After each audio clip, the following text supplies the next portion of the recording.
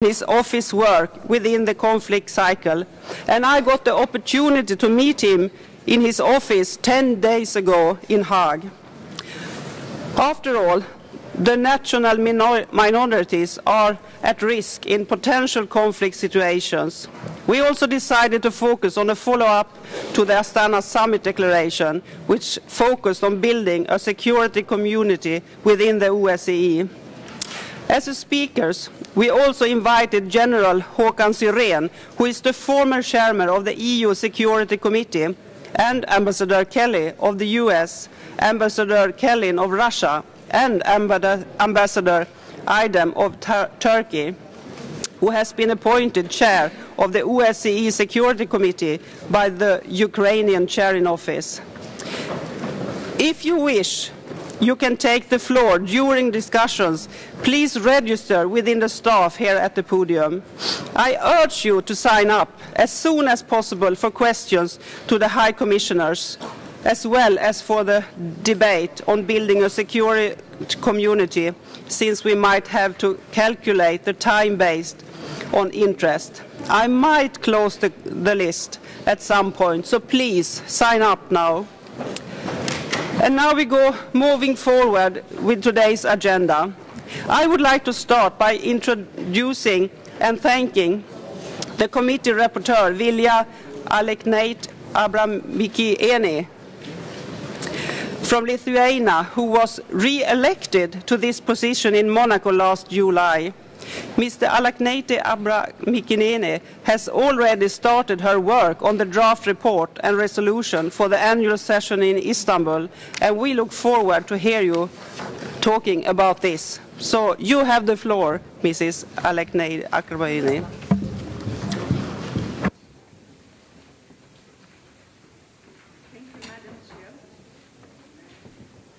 Thank you, Madam Chair. I'm happy to be re-elected as a member of Lithuanian Parliament as well, because we all know how difficult it is to run again after all austerity measures and other cutting procedures were introduced in your country. And I wish to everybody who is running to have a success. Dear colleagues, this year, as we plan to have our annual session in Istanbul, the host of the 1999 OSCE Summit, I thought it appropriate to start this committee's Helsinki Plus 40 debate by centering our discussion on what I call from Istanbul to Istanbul, developing on an OSCE security community. It is important to remember the Istanbul summit not only because of the pleasant feeling of being back. 14 years ago, the concentrated political will, by the consent of the governments, reached the highest point, which unfortunately wasn't reached again since that time. It took 11 years till the next summit in Astana. In Istanbul, the milestone documents of the OSCE, such as the Charter for European Security, were adopted. In 1999, our heads of state and government came together and agreed on the Istanbul Summit Declaration. In 1999, we made a number of important political commitments, and I regret to say that since then, implementation has been scarce, and on some issues we have even seen deterioration. I think that at the Istanbul summer session, we will have the opportunity to analyze in more depth why not goals of the organization have been reached. One of the reasons is, as I see it, lack of sufficient progress of democracy in some member states, which means insufficient implementation of our commitments in the area of human rights and fundamental freedoms. Therefore, I'm inviting you all, dear colleagues, to remember the Istanbul Summit Declaration as the starting point, which was based on the principles and values of the Helsinki Final Act, and which could help us to assess in real terms the added value of our organization, as well as to stimulate its efficiency. I hope that today's discussion, your ideas, your input, will enrich my final report in Istanbul. This time, I want to highlight 3 important common security issues in the OSCE region that are in need of our undivided attention. First will be arms control, second, resolving protracted conflicts, and the third, future challenges that the OSCE might face with the 2014 withdrawal of ISAF forces from Afghanistan. Many of these issues are also mentioned by the Ukrainian chairmanship as priorities for action, and they are in some way echoed in the Helsinki Plus 40 commitments states agreed to at the Dublin Ministerial. I hope that we can help move the process forward by adding our ideas to the table. At the Istanbul summit, participating states agreed that arms control and confidence and security building measures, so-called CSBMs, are important parts of the overall effort to enhance security by fostering stability, transparency, and predictability in the military field. They also called for timely adoption and, when required, further development of arms control agreements and CSBMs. At the same time, leaders of participating states committed themselves to full implementation of arms control obligations, including disarmament and CSBMs.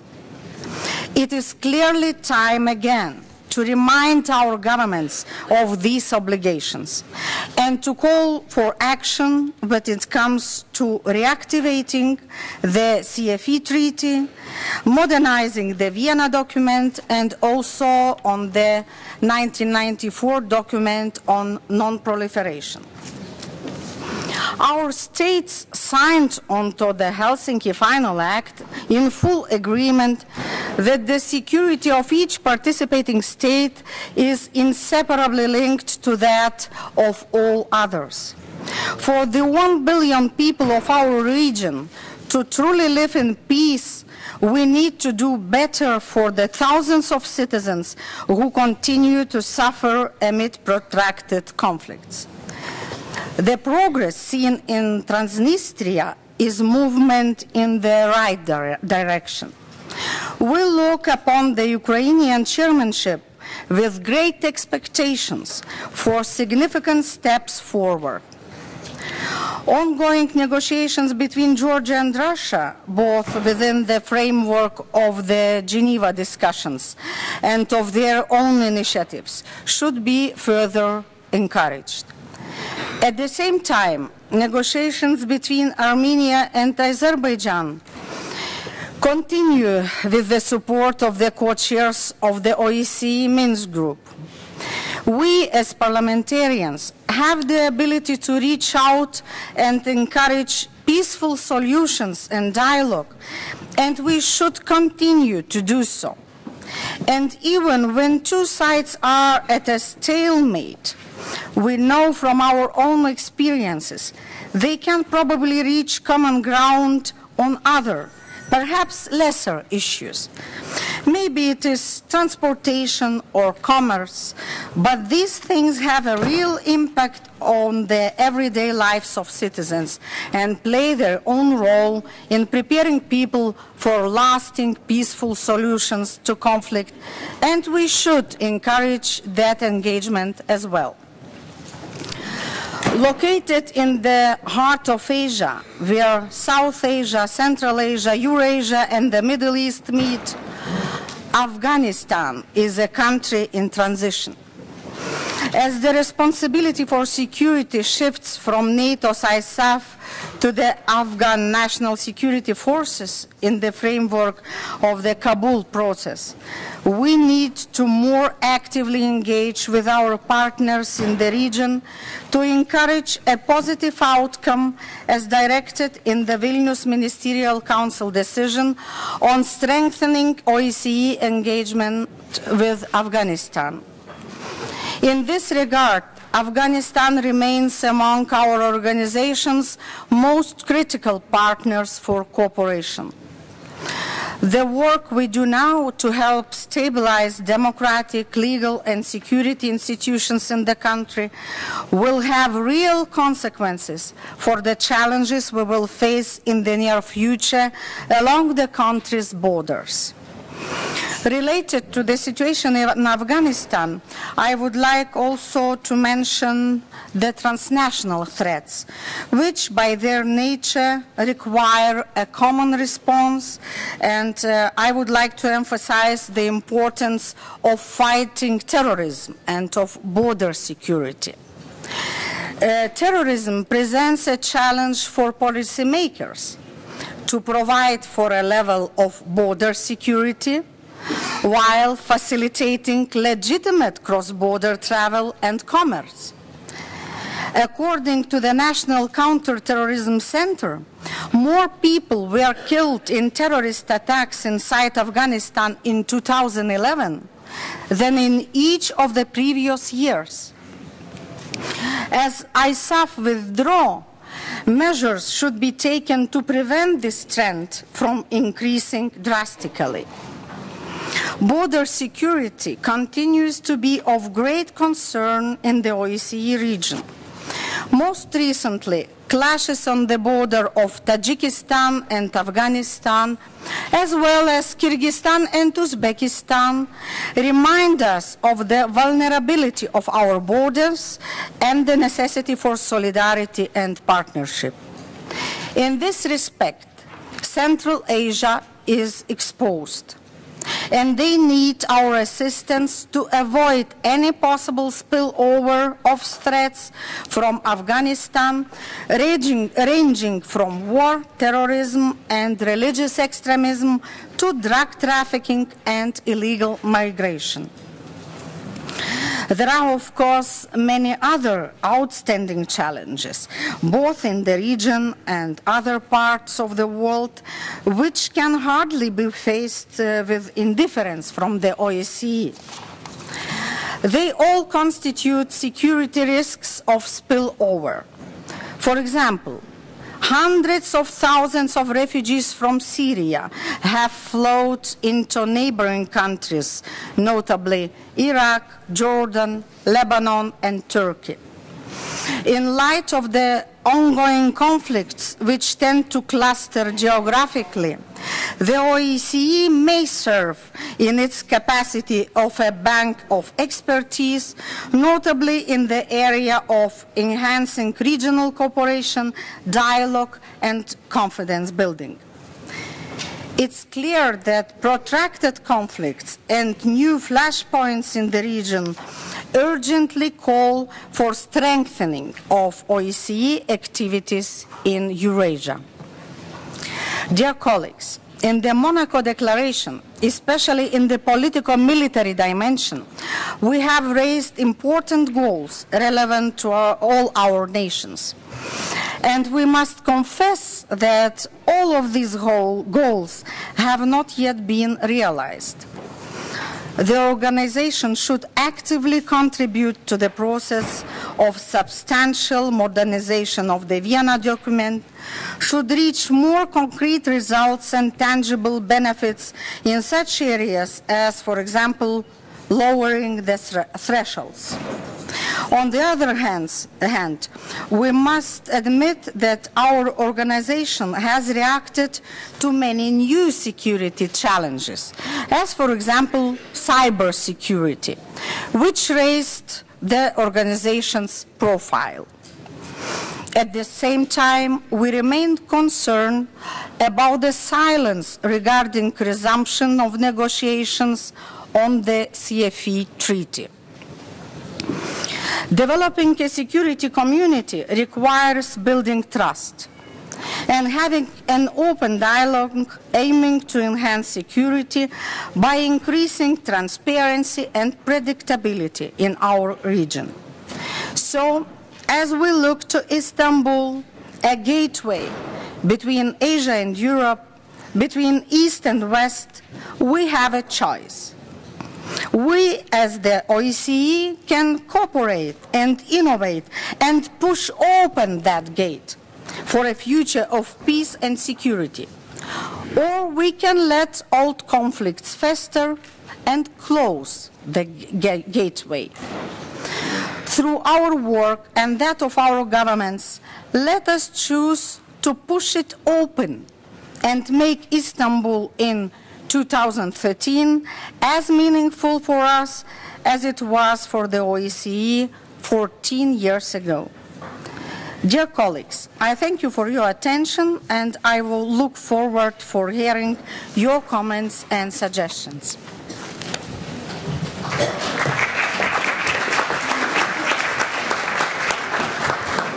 Thank you, Mrs. Alex Naite Abrahamikini. And now we have time for some questions, but only questions for 2 minutes. That's all. 2 minutes you can have the floor. And we start with Mr. Asay Guliyev from Azerbaijan. You have the floor, sir. Thank you, Madam Chair, dear colleagues, ladies and gentlemen. First of all, I'd like to thank Madam Rapporteur for her excellent job, and also I'd like to wish our Turkish friends in their endeavors, in their efforts to have a successful plenary session in July. I fully agree with the reporter that there is a certain needs that really things that needs to be discussed, and also to get the close engagement of Parliamentary Assembly. One of them is indeed the protracted conflict and the solution or resolution of those conflicts. Unfortunately, no sides in OSCE area succeeded or reached the conflict solution so far. It means that we have to do more, and we have to continue these negotiations, of course, to reach the final, let's say, decision or solution of that conflict. But unfortunately, there is some attempts made by Armenia recently in our region really creates the serious concern. I am talking about the initiative of Armenia to open Khojaly Airport in Nagorno-Karabakh in occupied area. I think this is not only illegal action. This action not only, let's say, contradicts to the Chicago Convention on International Civil Aviation. It also obviously the serious harm and the peaceful settlement of Nagorno-Karabakh conflict. And therefore, I think this attempt should be considered as an obstacle. This is why I'd like to ask how the reporter is going to deal with that issue, how the reporter, how the Parliamentary Assembly is intending to stop these, let's say, attempts in the name of keeping peace and the negotiation for the region. Thank you very much. Thank you very much, Mr. Guliyev. And now, the reporter, do you want to answer? Thank you. The question is very complicated. The answer can be short. It underlines the need for debate. And I recall the saying of one of the presidents of the United States, John Kennedy.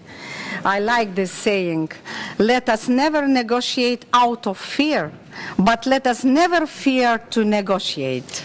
I think it's a good idea, and I would suggest to all of us to follow his suggestion.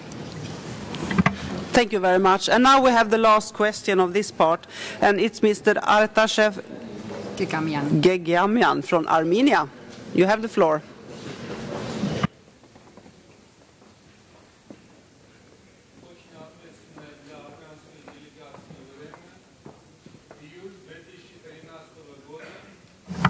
Очень ответственное для армянской делегации время июль 2013 года, когда парламентская ассамблея ОБСЕ соберется в Стамбуле.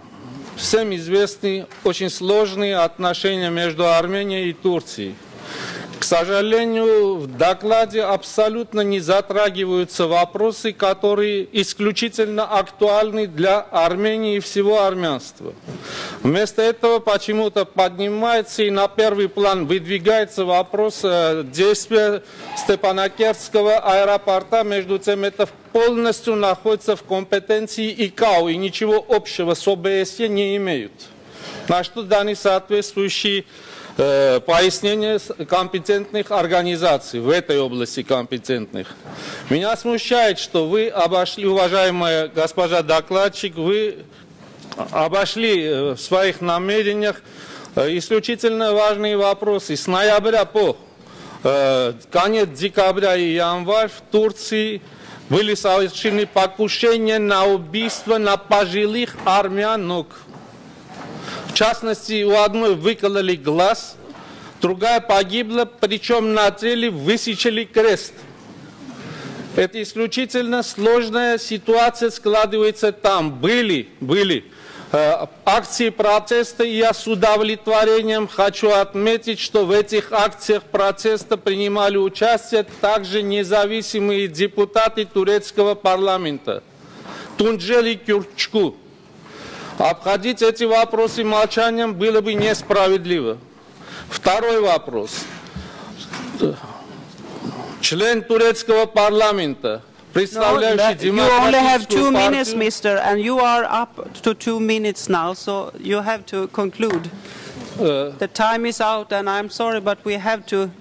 Если стоит задача замалчивать все проблемы и превратить парламентскую ассамблею в фикцию, тогда я замолчу. А если есть необходимость заинтересованного разговора, чтобы наконец-то депутаты парламента узнали, в чем суть проблемы, которая будет обсуждаться на парламентской ассамблее ОБСЕ, тогда я продолжу. Причем минуту-другую, не более. Следующий вопрос. Представитель Демократической партии, он же депутат парламента Ахмед Тюрк, который является основным посредником переговоров между Абдуллой... Thank you very much. And now we have to give the word to the rapporteur, and she will say something about this. And I hope she had an answer also. Dear colleagues, at the beginning of my report, I told that this report is not completed. I simply have chosen 3 aspects, and I'm looking forward to hearing from you. And this input, your discussions, your ideas, I think can be expressed in my future report. But I'm not sure that I will be trying, to go to such painful peculiarities. My suggestion is, let's negotiate, let's talk, but not insult each other, please. Thank you very much for this. And now we are going over to the next rapporteur, the vice president, the vice chair of this committee, Mrs. Susan Bradley from Norway, and she will do a preliminary follow-up report on the recommendations made by the committee at annual sessions in Monaco. Please, Susan, you have the floor. Thank you. Dear colleagues, it's a pleasure to address you on actions taken by the OSCE with respect to resolutions adopted by our committee at our last annual session in Monaco. My talk is mainly based on the interim report, which has been made available to you prior to this meeting.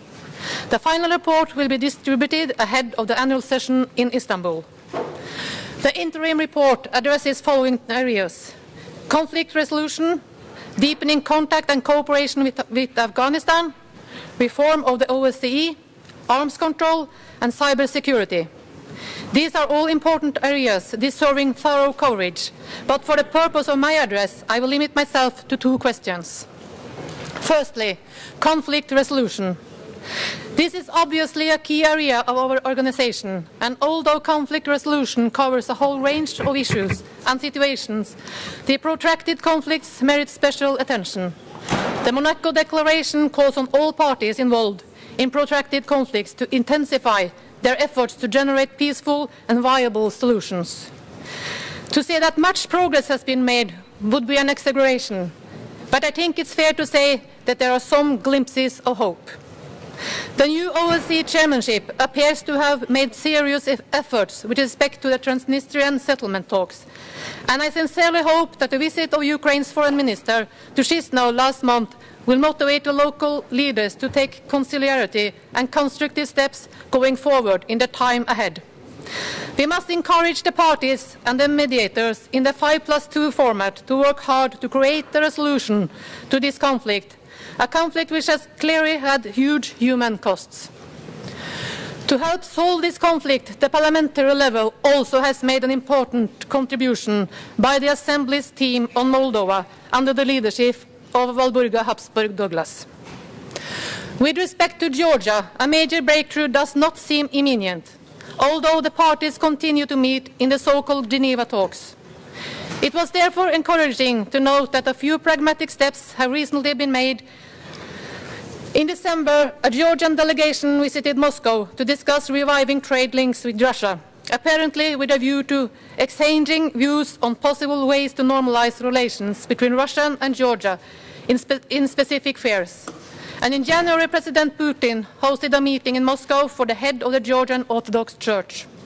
Although it's far too early to say if these steps will lead to other and more courageous steps, I think there is reason for a certain degree of optimism. A key factor in making progress in a conflict is confidence building, and the steps we have witnessed may be the beginning of this. I choose to be optimistic. The second topic I will mention is deepening the contact and cooperation with Afghanistan. The Monaco Declaration calls on the OSCE to deepen the contact and cooperation with Afghanistan and to help strengthen ties between Afghanistan and the Central Asian state.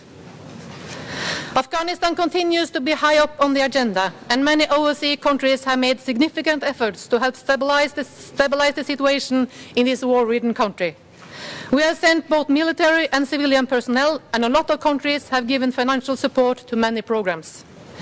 We don't yet know if all these efforts will give results, but given the existing security challenges and the risk of spillover to neighboring countries, we cannot turn our back on Afghanistan. A recent follow-up related to the Monaco Declaration is the Norwegian government's commitment to continue its support to Afghanistan in the years ahead, which was announced during President Karzai's visits to Norway on February 5th.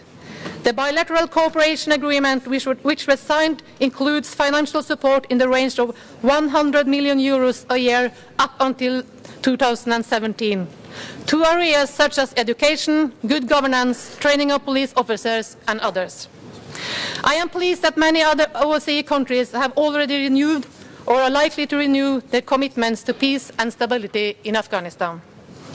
In this regard, we should not forget the situation in the neighboring countries, 3 of which are members of the OSCE. I myself was in Tajikistan in the beginning of September on a highly interesting study visit facilitated by the OSCE office in Dushanbe. During our meetings with the country's political leadership, it was communicated in clear terms that the situation in Afghanistan, especially after 2014, is a reason for grave concern. I therefore think it's important that our governments, when they commit themselves to peace and stability in Afghanistan, do not ignore the concerns and the needs of the neighboring countries. I am therefore pleased that the interim report speaks about the OSCE activities conducted in countries like Tajikistan on areas such as border management, border patrol programs and regional security. By strengthening key sectors in neighboring countries, we also help Afghanistan. Dear colleagues, this was only a small taste of the topics addressed in the interim report. Obviously, there is much more going on than I have mentioned here. But I want to use this opportunity also to express my concern that the ministerial meeting in Dublin did not make much progress. If we in this Assembly and in our parliaments push important issues even harder, it can motivate our own governments and ministers to do better the next time. I encourage you to read the report carefully, and suggestions for amendments should be submitted to the International Secretariat. Thank you very much.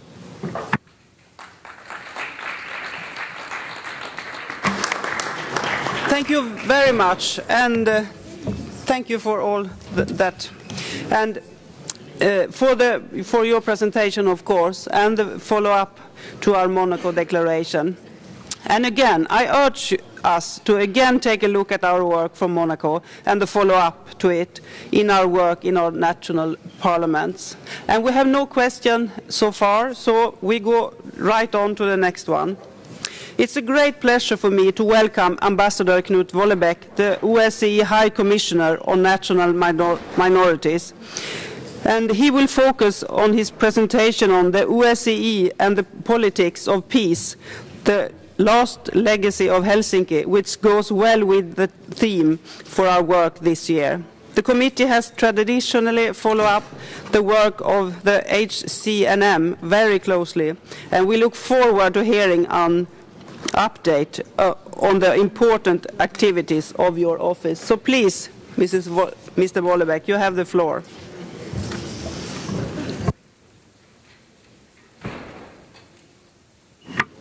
Thank you, Madam Chairperson. Madam Chairperson, dear members of Parliament, ladies and gentlemen, after today's meetings, I am certain that none of you needs to be reminded that the Helsinki Plus 40 process is already well underway, ahead of the upcoming anniversary of the Helsinki Final Act of 1975, which became the starting point of the CSE and later the OSCE. My own institution, which became the starting point, my own institution, the HCNM, is a child of the second Helsinki Summit in 1992, and we will officially celebrate our 20th anniversary since the office opened next month. There is good reason to celebrate what was done in Helsinki in both 1975 and 1992, and what we have achieved since then. But as we gear up for these anniversaries, we should also reflect on how the achievements of the past came about and how this can inform our work today. Why did the leaders succeed in Helsinki? How did they manage to do what now seems so hard, namely to reach out across the divides and find common ground? Rereading the Helsinki Final Act today, it is not difficult to see how far we have come. To use my own work as an example, the Helsinki Final Act's provisions on minority issues were very general. I quote, "The participating states on whose territory national minorities exist will respect the right of persons belonging to such minorities to equality before the law, will afford them the full opportunity for the actual enjoyment of human rights and fundamental freedoms, and will, in this manner, protect their legitimate interests in this sphere." End of quotation. A lot has been done to turn this vision into reality, and many successes have been achieved. We have agreed norms and practices. We have codified rights and duties in the legal framework. Efforts have been made to identify and find ways to address past discrimination. The fact that we still face complex minority-related issues does not mean we have failed. It just means we have more to do. Even though the implementation of many commitments remains imperfect, nobody today seriously questions the validity of the commitments themselves. The Helsinki Final Act has become unassailable. This, if anything, testifies to the progress we have made. What was then disputed is now agreed. The Helsinki Final Act was the outcome of a long and complex process in which positions were honed through delicate negotiations and a give-and-take approach. It is easy to forget that at the time, some did not consider the outcome to be especially positive, since they felt that they gave too much and received too little. The elaboration of the HCNM mandate at the second Helsinki summit in 1992 was another landmark achieved against all odds. Many states had very strong reservations. They were concerned about this proposed so-called High Commissioner intruding on what they considered their internal affairs. But, as in 1975, the prevailing belief in the benefits of international cooperation helped tip the scales. The leaders also felt a strong sense of urgency. There was a real crisis unfolding before their eyes. Lives were being lost, and the tools at their disposal were insufficient to manage this crisis. They needed to act, and swiftly. So, in an inspiring example of international cooperation, they set aside the national perspectives and adopted the mandate. It is also remarkable to note that some of the states that were most skeptical at the time can today be counted among my most ardent supporters. The Helsinki Final Act was achieved during the Cold War, a political landscape far more polarized and hostile to compromise than anything we have today. It was achieved thanks to a strong belief in the merits of multilateral cooperation. A belief that together we can achieve what we cannot achieve on our own. A belief that small individual sacrifices can help promote the greater good. A belief that international politics should have human interest at its core. This is the true spirit of Helsinki. Madam Chairperson, I would claim that my institution, like the OSCE in general, has been successful. Over the past 20 years, the HCNM has been deeply involved with many participating states to reduce the risk of interethnic conflict. Only twice, in 1999 in the former Yugoslav Republic of Macedonia and in 2010 in Kyrgyzstan, have the situation spun so far out of control that the High Commissioner needed to issue a formal early warning. We all hope there will be no third time. But we should also make sure that we have the capacity to deal with an early warning if it does come, including adequate response capacity. Much has been said about the response capacity in our organization, and yes, there is room for improvement, but no amount of capacity will ever make a difference without the political will to use it. Most HCNM engagements are not dramatic early warnings requiring a decisive and rapid response. For the most part, my activities are not widely noticed. This is how I and my predecessors have been able to be effective. The HCNM has established itself as a trusted partner for governments throughout the OSCE area. Through persistence and consistency, governments have come to respect this institution, expect its involvement and seek its advice. Over time, governments have come to see that a neutral outsider can see things differently and draw parallels with comparable situations. And they are reassured that my aim is not to name and shame, but to assist.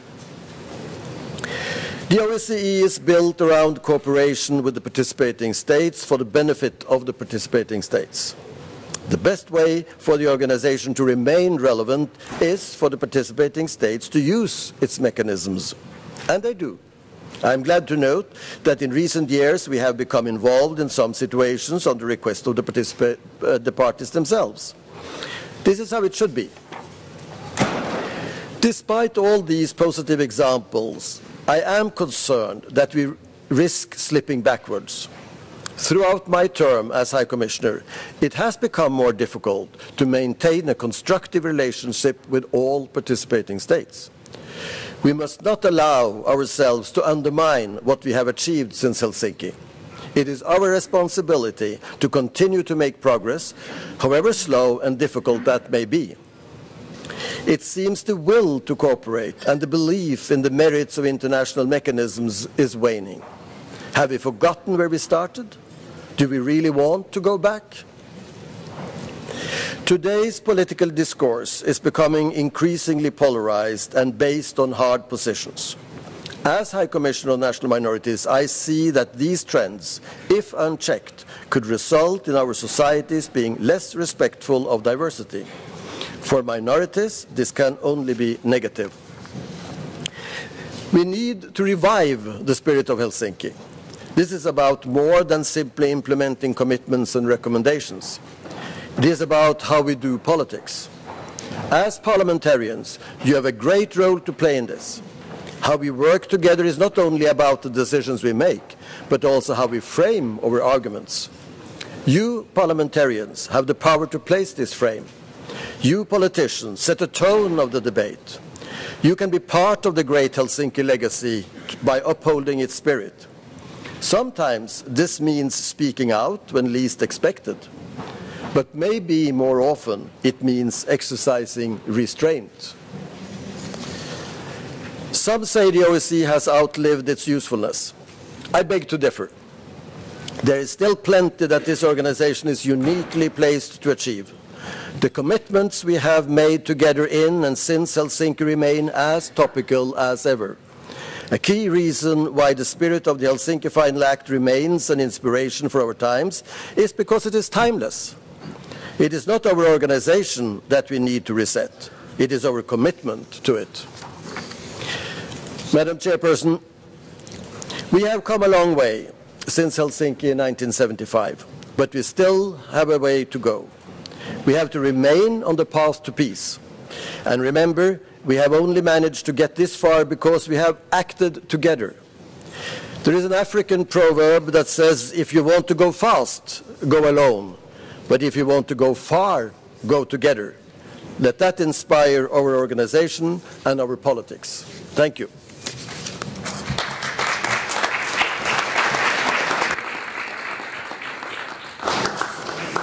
Thank you very much, Mr. Ambassador. I really appreciate that your interesting presentation, and it reminds all of us that the issues of national minorities should continue to be high on our agenda. And friends, I always want to remind you, if you want to take the floor and ask questions, please come forward and let us know. So, for now, I call Mr. Alain Nery from France. You have the floor, sir.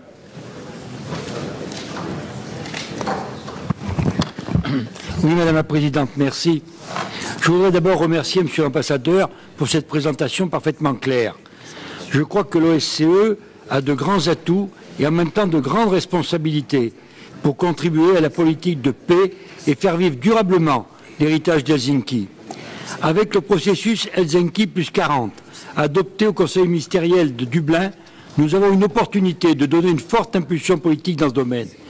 Et nous avons le devoir de montrer notre volonté de faire avancer des propositions pour déboucher enfin sur des solutions attendues depuis trop longtemps. Comment voyez-vous le lancement de ce processus? Quels objectifs doivent être retenus? Quelles seront les modalités des débats qui devront être conduits? Permettez-moi d'aborder deux questions plus précises.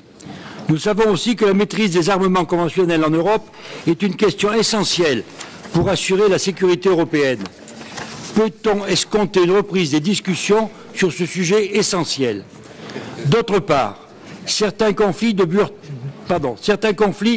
depuis trop longtemps dans l'espace OSCE. On a à l'esprit le conflit du Haut-Karabakh ou le conflit transnistrien.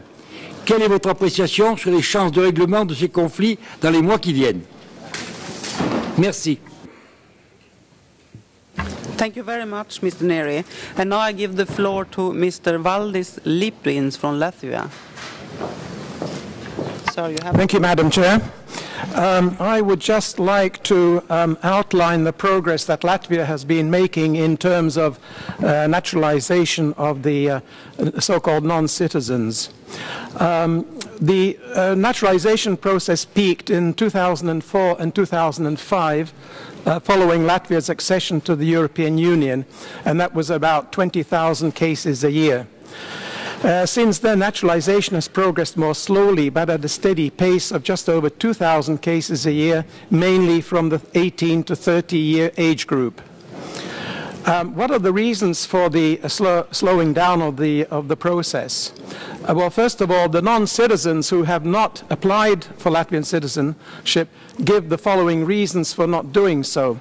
19% are not interested in naturalization, 25% expect automatic naturalization. This expectation is sustained by attempts to hold a referendum on this issue. And 17% are apparently awaiting relaxed requirements for naturalization, which, by the way, are already quite lax. And this hope was raised for a while, at least, by the recent failed referendum on making Russian Latvia's second official language. So it seems that many non-citizens want Latvian citizenship to be handed to them on a plate, which, of course, does not make for good Latvian citizens. So what are some of the obstacles, some of the other obstacles? There is a major obstacle thrown up by the Russian Federation. Non-citizens have visa-free access to Russia, while Latvian citizens do not. This is a clear disincentive for non-citizens with close ties to Russia, neither to naturalize themselves or their children, nor register their newly born as a citizen of Latvia. So it seems to me that if Russia really wished to assist the naturalization process in Latvia, and I hope that it does, it would remove this barrier. The total number of non-citizens in Latvia as of January 9 this year is 297,365, so it's still quite a large number. However, we're not sure how many of them are legitimate non-citizens because there's a reluctance to inform the authorities of acquiring the citizenship of another country, which would remove them from non-citizen status. And this is another aspect on which Latvia would like Russia's cooperation, as Mr. Volobek said, in the spirit of Helsinki. Can you please come to the question? Yeah, I will shortly. Russia informs Latvia of Latvian citizens acquiring Russian citizenship, but not of non-citizens doing so. The Latvian authorities cannot identify these non-citizens with Russian passports without cooperation from Russia, and generally come across such instances by chance. From this it seems clear that the true number of genuine non-citizens in Latvia is lower than the official figures indicate. I request the High Commissioner and my colleagues from the Russian Federation to help us solve this problem. And a very apropos announcement was heard on Latvian radio today by the Russian ambassador, who announced that there are 40,000 residents of Latvia with Russian passports.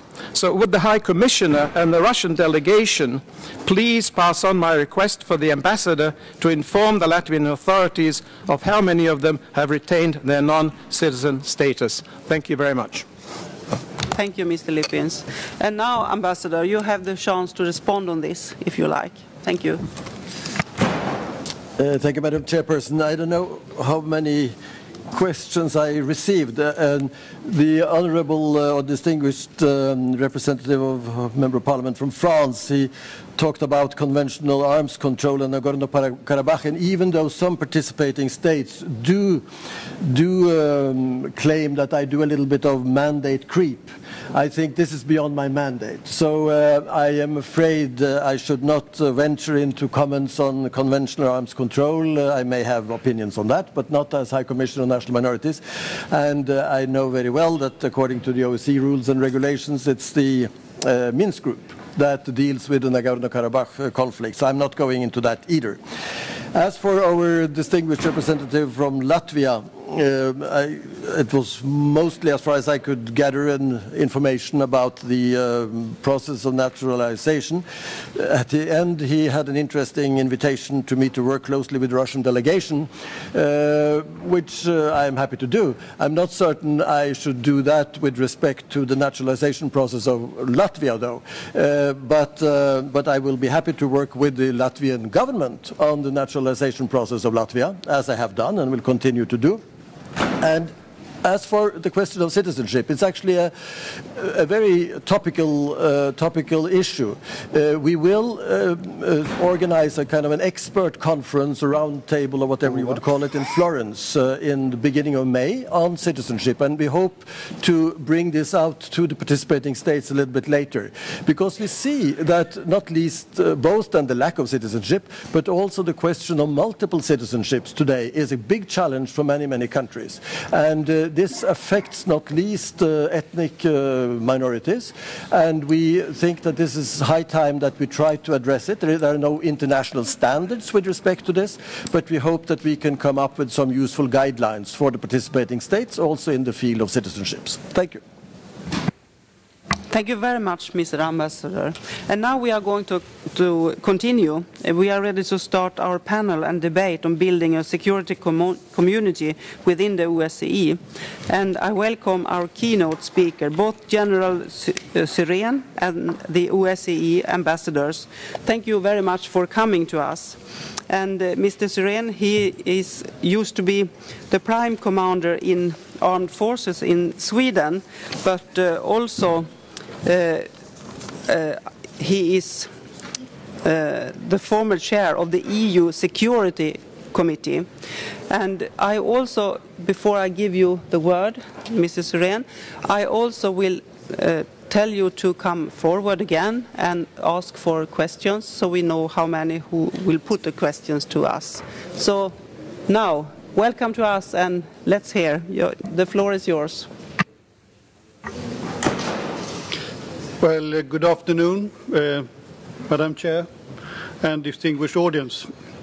I really welcome this opportunity to share my thoughts with you and on the way ahead on the issues that have been on the very top of my agenda for several years.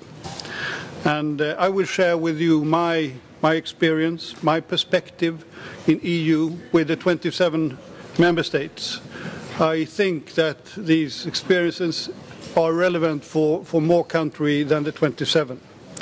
And I will focus on, I've been looking at the letters here, OSCE. I will concentrate on cooperation and Europe. And I will give my perspective on the military necessity for radically enhanced cooperation and coordination among the member states and partnerships. And I'm not trying to speak on behalf of all the 27 Chief of Defence, but of course, the shared experience with the 27 colleagues in the EU Military Committee is a very important input. My tenure as chairman of the committee have given me a close insight into the concerns and the challenges of all the member states and armed forces. And I also visited 46 of you states represented here during these 3 years. And it's a picture that in some ways is disturbingly consistent.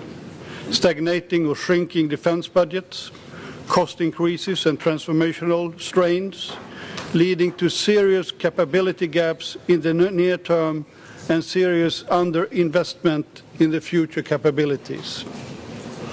The overall picture is clear, or painfully clear.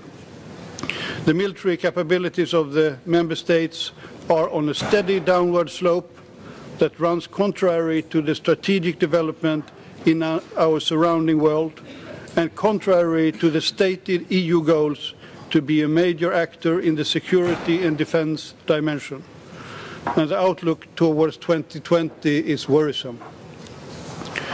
For sure, the economic crisis has brought new and urgent pressures on the Chief of Defence, but the real dilemma is far more strategic and fundamental. Budgets are too depressed, and member states are using their budgets in ways that are far from the most efficient, viewed in a European context. They are all sustaining what I call overcapacities, while failing to invest in critical shortfalls. And the costs of the new generation of capabilities are continuously increasing. When I was Chief of Defence, I used the rule of thumb that generations of capabilities double in price every 15 to 20 years. The rising quality has partly been able to compensate for the losses in quantity or in numbers, but numbers are now so many times lower that the whole structures have become extremely fragile. And looking a few years into the future, it is simple mathematics to predict that many member states will be unable to sustain essential parts of the national forces, air forces being one prime example.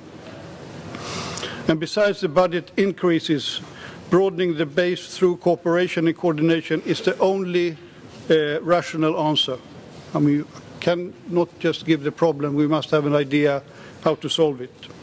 And member states have to develop together, procure together, train and sustain together, and last but not least, to operate together.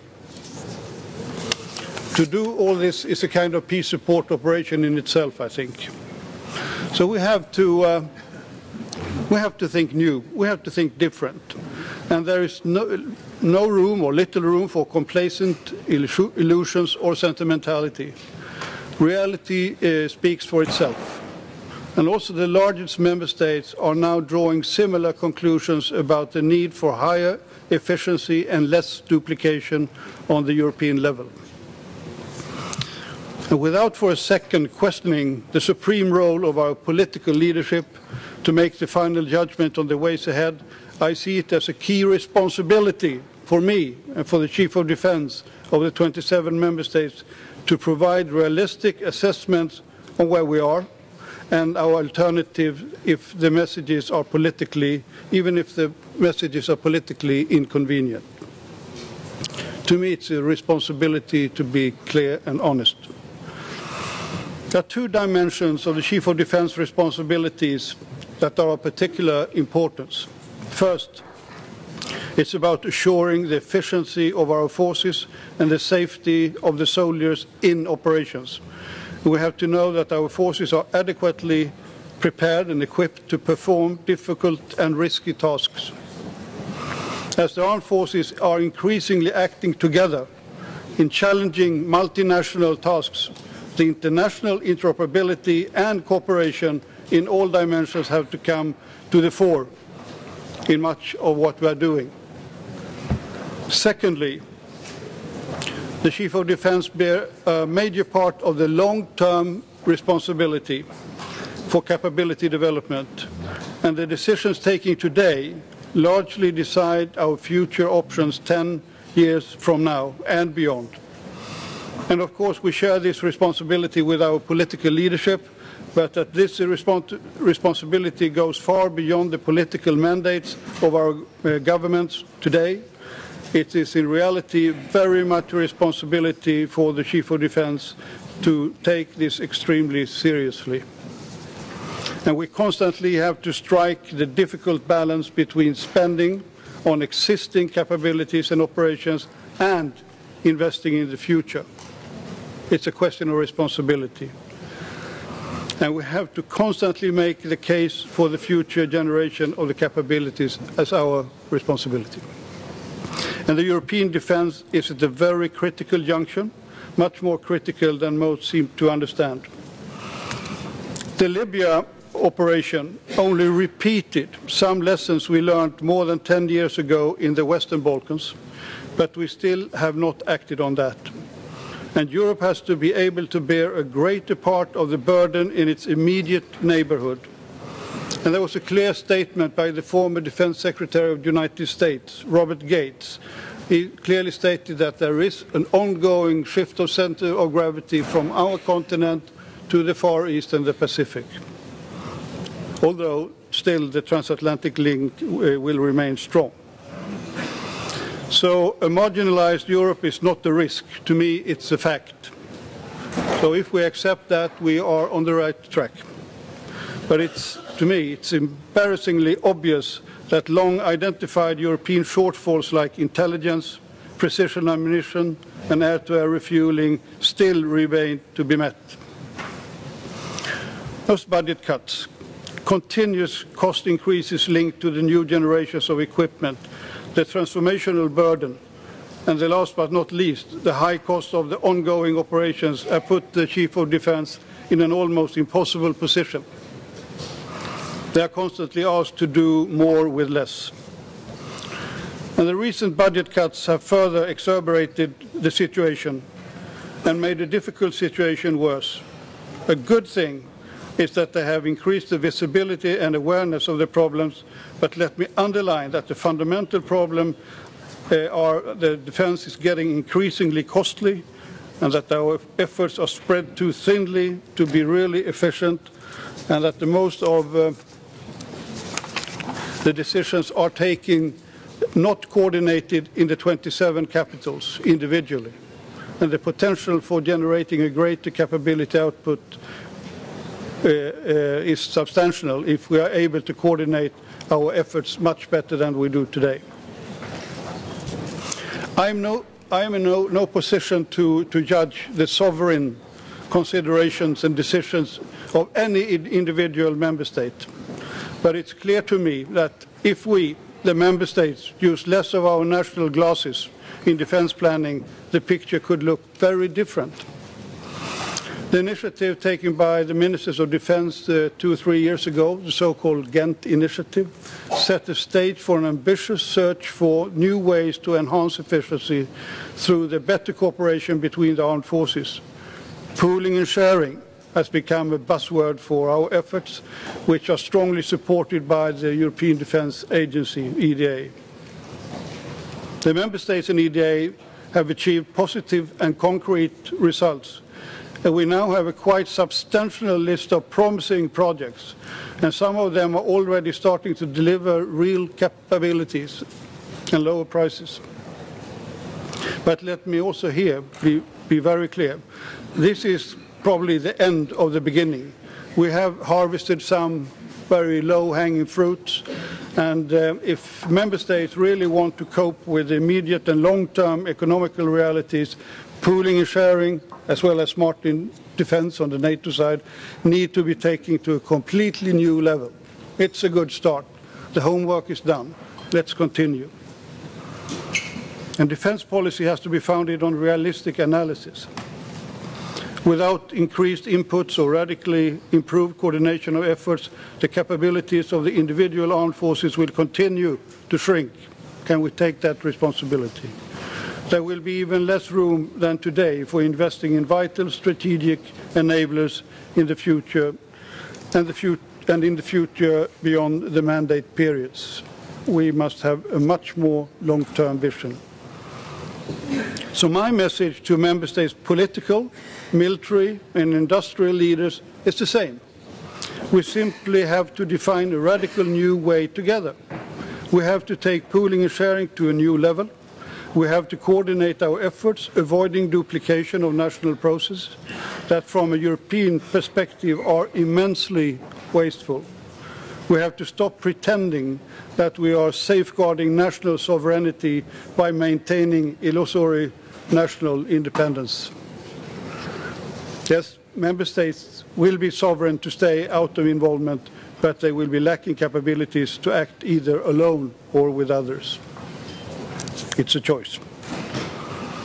So we need a change of political and military mindsets. We cannot hide anymore behind general words like sovereignty. We must address these challenges based on a firm, common will to find ways to better combine national agendas with a European agenda.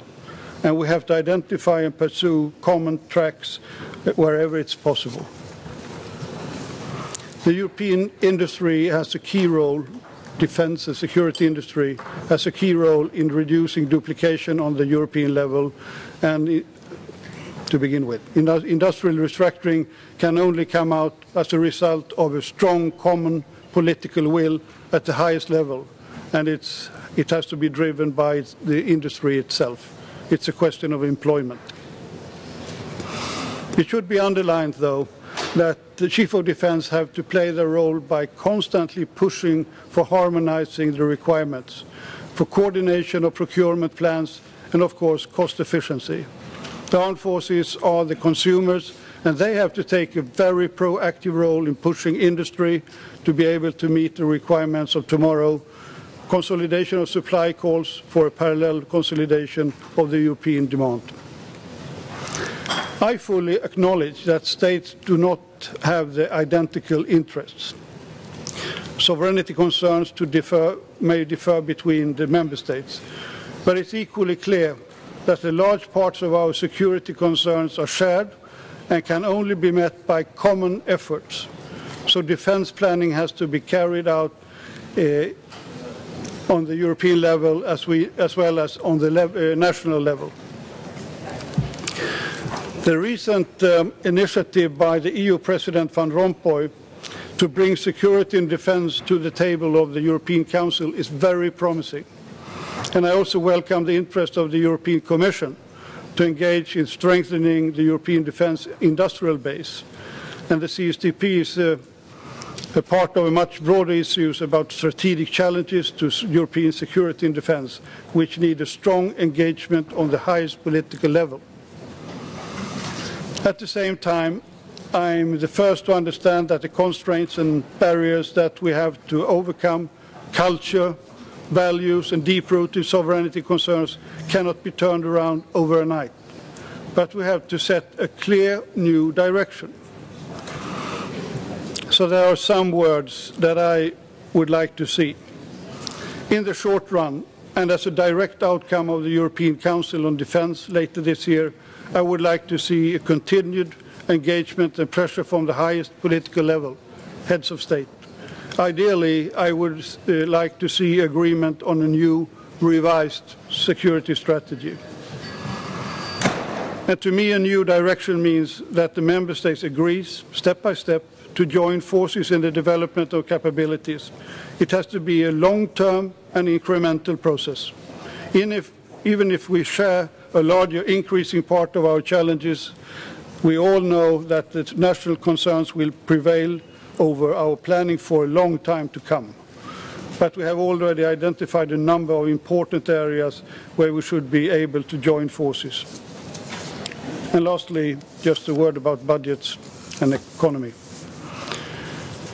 Independently of the potential gains from more efficient coordination and cooperation, I see increase of defence budgets as one possible key ingredient of the European defence policy in the years to come.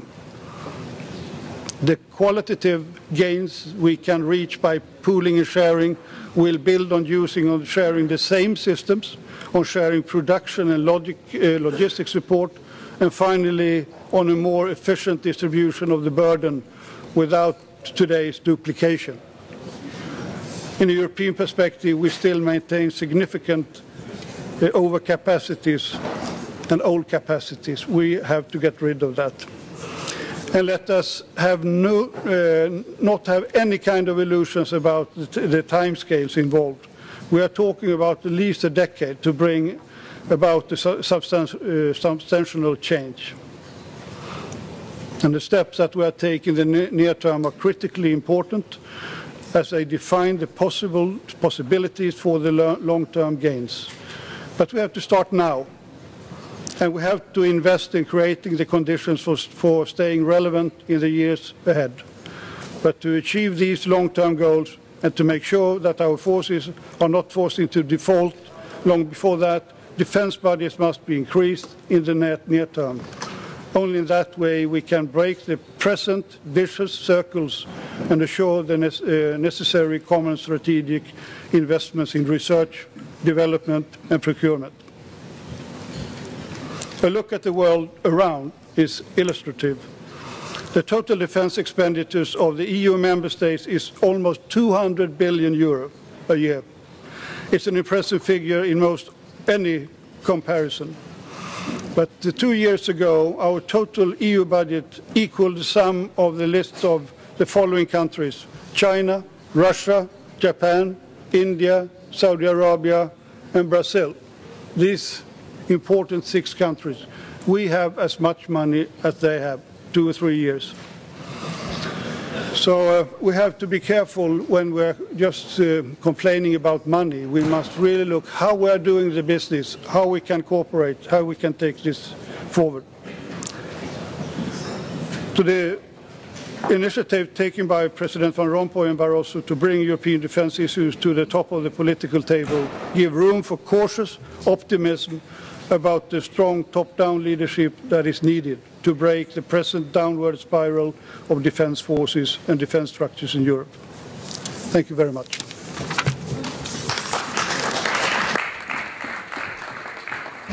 Thank you very much, Mr. Sirén, for these words. And we continue. I'm happy to introduce and give the floor to Ambassador Tajan Ildem from Turkey, the chair of the OSCE Security Committee. So please, sir, you have the floor.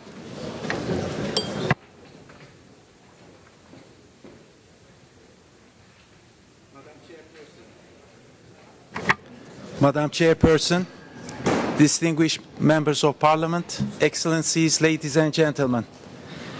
It is a distinct pleasure and privilege for me to address this august body on a topical question building on security community, though I have some caveat to make, because if we talk about building a security community, we would make a disservice to what we have so far achieved. So I would rather prefer using the phraseology consolidating of security community.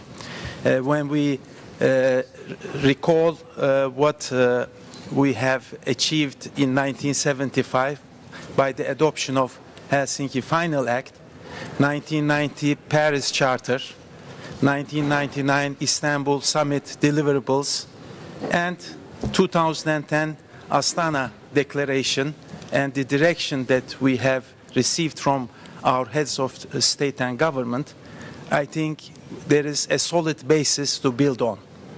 And OSCE is a unique forum of dialogue which serves our purpose. It is at the same time bringing about solid principles that we have to share, values, common values, and also firm commitments. Helsinki Plus 40 is, to me, a unique opportunity for our organization's future vision as to what we could expect in the future in a changing security environment. And I think we should all be gratified after having heard the previous speakers saying that OSCE remains relevant. I truly believe in that, because this is a unique organization with three distinct dimensions, and also dealing with issues of complementary nature and cross-dimensional nature. And in that sense, OSCE should, in this exercise, Helsinki Plus 40, that we have already embarked upon, could be able to see its comparative advantages, the cutting edge, in dealing with issues relevant for us to talk about, not only related to the security of our countries, the security of the participating states, but also security of our individuals. And in that sense, it is very appropriate that we are talking this subject with you, members of Parliament, who are reflecting and translating the expectations and sentiments of our peoples. I think in this exercise, and in fact it was only last week that we started the work of the informal working group. It was our first meeting, and I must say that the sentiments coming out of the meeting hall was quite positive.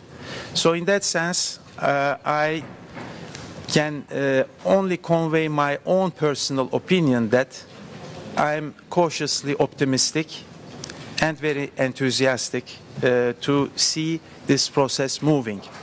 I have heard General Siren referring to issues relevant for the capabilities, defense capabilities of the European Union. And he mentioned the process to be incremental and long-term. And I think I can borrow these expressions in the sense that what we are having right now should be an incremental process.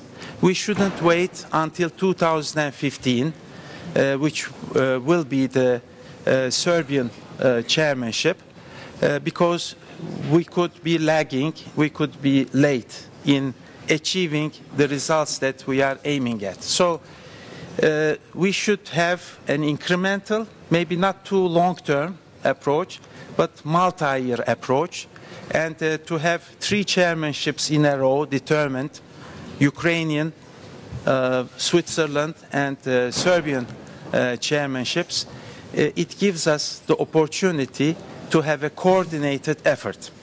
Now, I would like to dwell upon a few critical issues which will be key to the success of the process. Right now, we have to admit there is a deficit of trust among us. There is lack of confidence. We are talking about security and cooperation, but I don't think that we have enough of trust amongst each other. Many speakers who spoke before me already mentioned the existence of protracted conflicts that our organization was mandated to resolve. And it is unfortunate that for so long we couldn't have achieved the expected results, and we are cognizant of the fact that there are certain formats and negotiation processes, and we recognize them and support them. But I think we have to reinvigorate our efforts in dealing with resolving these conflicts, and at the same time taking all measures necessary to prevent new emerging conflicts in the horizon. It is very much relevant for the success of this organization. Non-resolution of conflicts, I'm sure you will all agree with me, is something to tarnish the image of this organization and also lead to question marks as to the relevance and success of it. So we need a success story in that particular area of activity in resolving the conflicts.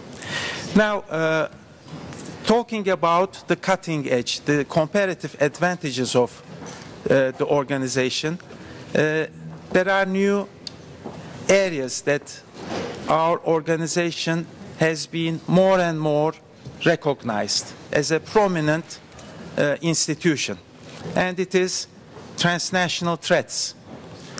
The time when Helsinki Final Act was adopted, we didn't have threats like cybersecurity or anything in that domain.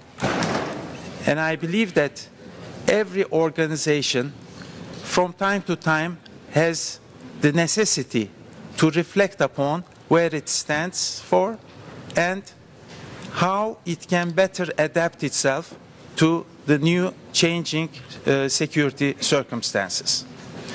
At the end of this reflection process, which will be with certain deliverables in the meantime, and that's why I qualified it to be incremental, we need also think about the end result. And I think the end result could be a landmark document, preferably to be adopted at the level of heads of state and government to give direction to what we have so far been doing with a future-oriented vision. Now, in terms of the strengths of our organization, the cross-dimensional issues are in the forefront. At the same time, there are certain issues which were also referred to, like arms control, confidence-building measures. Not all of them, though, are within the acquis of the OSCE. There are certain instruments, treaties, which we are cognizant of, and we very much support their full implementation. Nevertheless, there is also a need to modernize them, adapting them to the realities of today. But in any case, we won't be moving in vacuum. We will always have those instruments solid enough to modernize them, update them for our requirements. Now, in order this process to be successful, one important issue is, since I talked about the deficit of trust, we need to develop a new culture of engagement among ourselves. I can assure you, every Thursday, the Permanent Council at ambassadorial level convenes. And if you ask me whether it is a proper method of engagement, my answer will not be affirmative, unfortunately. We need to be critical about our methodology of engaging with each other. We are talking about cooperation as if it is a mythical phenomenon. We have to mobilize on every possible way to properly engage with each other. We are not here to name and blame game or put fingers to each other, and also with certain prejudices. Nobody is perfect in this geography, and nobody has the right to lecture others. It is important for all of us to be able to reach out and also to understand the security concerns of each participating state. Otherwise, it will be a big talk show. And I don't think that we require such a platform. We need to engage in a proper manner. We require the ownership of capitals. And I'm sure that the Ukrainian chairmanship, followed by Swiss and Serbian chairmanships, will be creative enough to have the attention of the capitals. Many important topics were raised, like Afghanistan, and I totally agree that OSCE also has a complementing role to play in engaging with Afghanistan, especially in the run-up to 2014 and beyond, in strengthening of the capacity of Afghanistan, which is our partner country, but at the same time also promoting regional ownership in the bordering countries of Central Asia. And regional ownership is key for the success in what we are having right now in Afghanistan. I would like to say a few words on the public diplomacy dimension of the exercise. We all know that OSCE is not so fashionable product or institution known by public opinions in each capital, including mine. Therefore, we need to put the OSCE on the map, especially with our public opinions. And I think proper involvement of our parliamentarians, and here we are so privileged to be able to talk with you, your input is immensely important for the ownership in the parliaments so that our people can be on board as well. What we are talking about is, in essence, the security of individuals. Final word is that interaction with other international organizations would be essential, because OSCE cannot achieve on its own in consolidation of security community. We require to engage with other organizations, be it international or regional, and to see ways not to duplicate efforts, but to complement efforts. My only hope is that throughout this exercise, the efficiency of our organization could be strengthened. This is something needed, and when we strengthen our efficiency, in Helsinki plus 40 process, I am sure that it will have a positive reflections impact on our daily work, including at the Permanent Council. Thank you very much.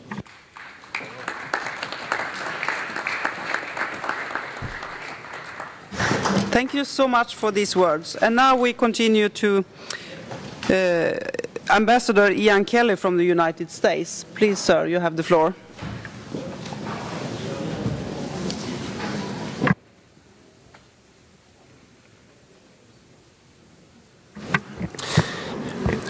Thank you, Madam Chairperson, and thank you, distinguished members of the Parliamentary Assembly, for inviting me to speak with you here today. I'd like to begin with agreeing with my Turkish colleague, which happens quite often, actually, that I'd like to suggest a slight amendment to the title of this particular panel. I'd like to say, as my Turkish colleague did, that we should really say continuing to build a security community.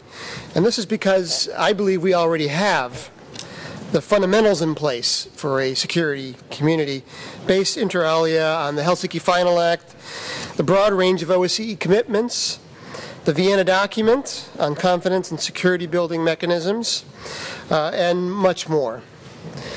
In addition, the OSCE is paving the way in developing the tools for what we call civilian security. Using law enforcement and other non-military tools, we work together to fight the spread of illegal narcotics, combat terrorism, and secure our borders against these and other transnational threats.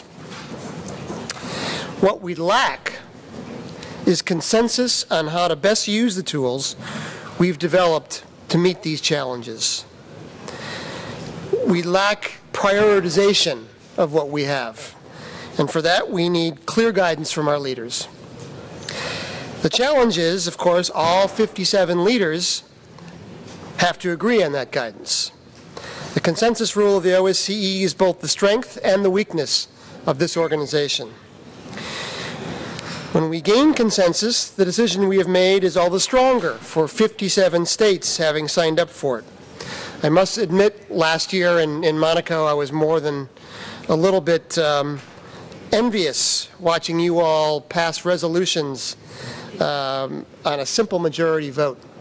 I felt like I was in multilateral heaven or something. It really was refreshing for me. But I also realized that to change our method of decision-making here at the OSCE would fundamentally change the organization, because this organization was founded on the need to find common ground for all. However, this inability to reach consensus has prevented us from agreeing on a new strategic concept for the 21st century. I'd argue that the last agreement we had on the way forward for the organization was in 1999 in Istanbul. Unfortunately, no organization can long survive without a clear mission statement from leadership, especially in a fast-moving security landscape. Because we have not had this mission statement for 13 years, of course, many regularly question the organization's relevance. Nevertheless, things are looking up. With the agreement in Dublin to launch the Helsinki plus 40 process, the multilateral gods are smiling on us, because a number of stars are lining up to help us come up with a new strategic guidance for the OSCE.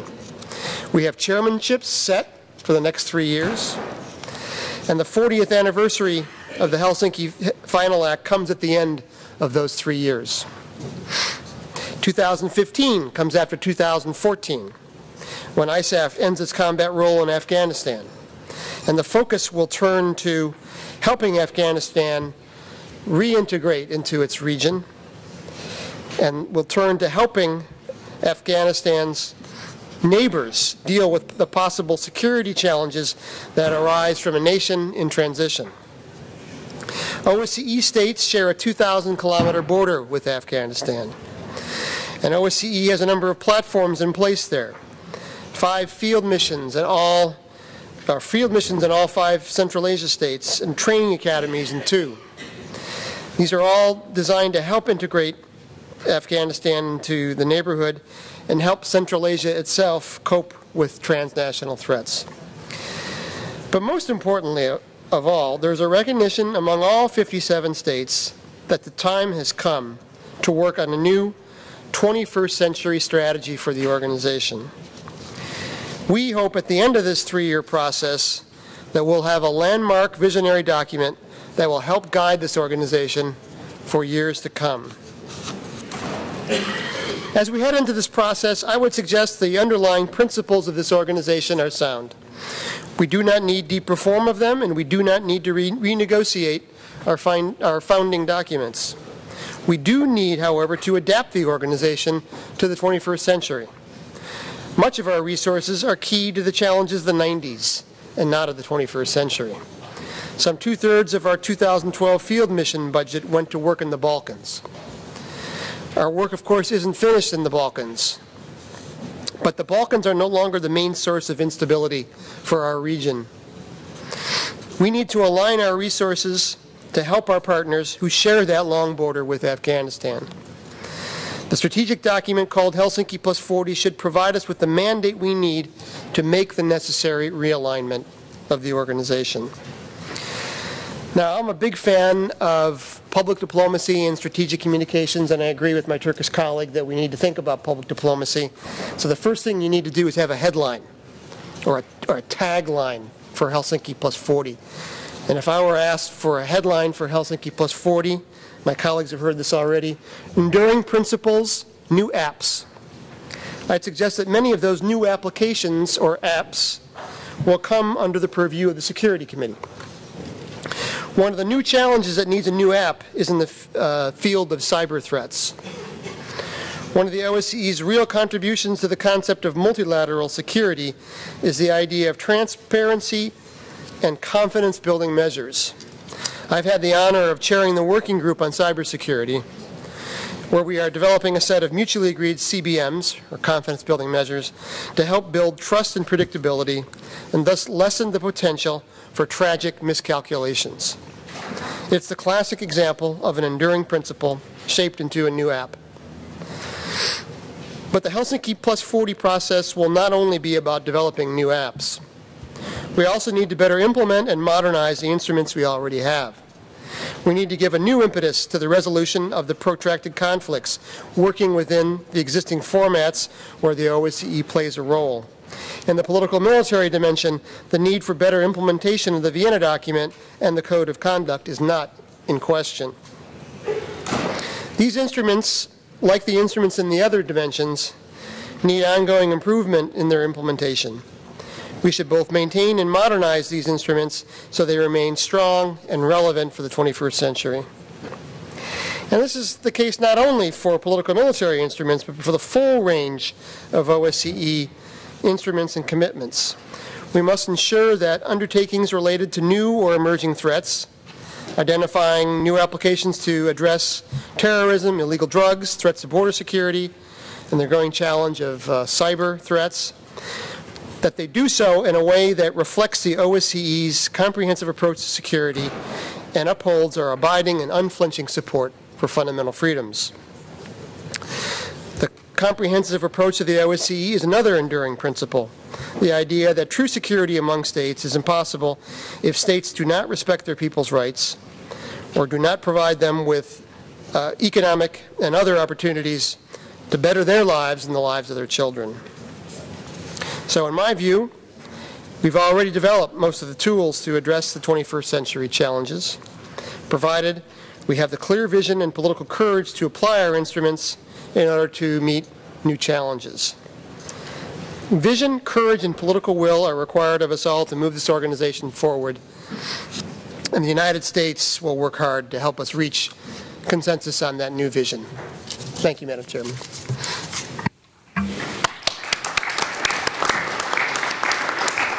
Thank you very much, Ambassador Kelly. And we go on to Ambassador Andrei Kelly from the Russian Federation. You have the floor, sir.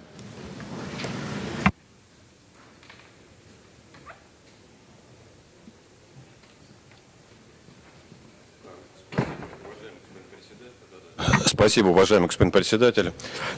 Я буду говорить по-русски.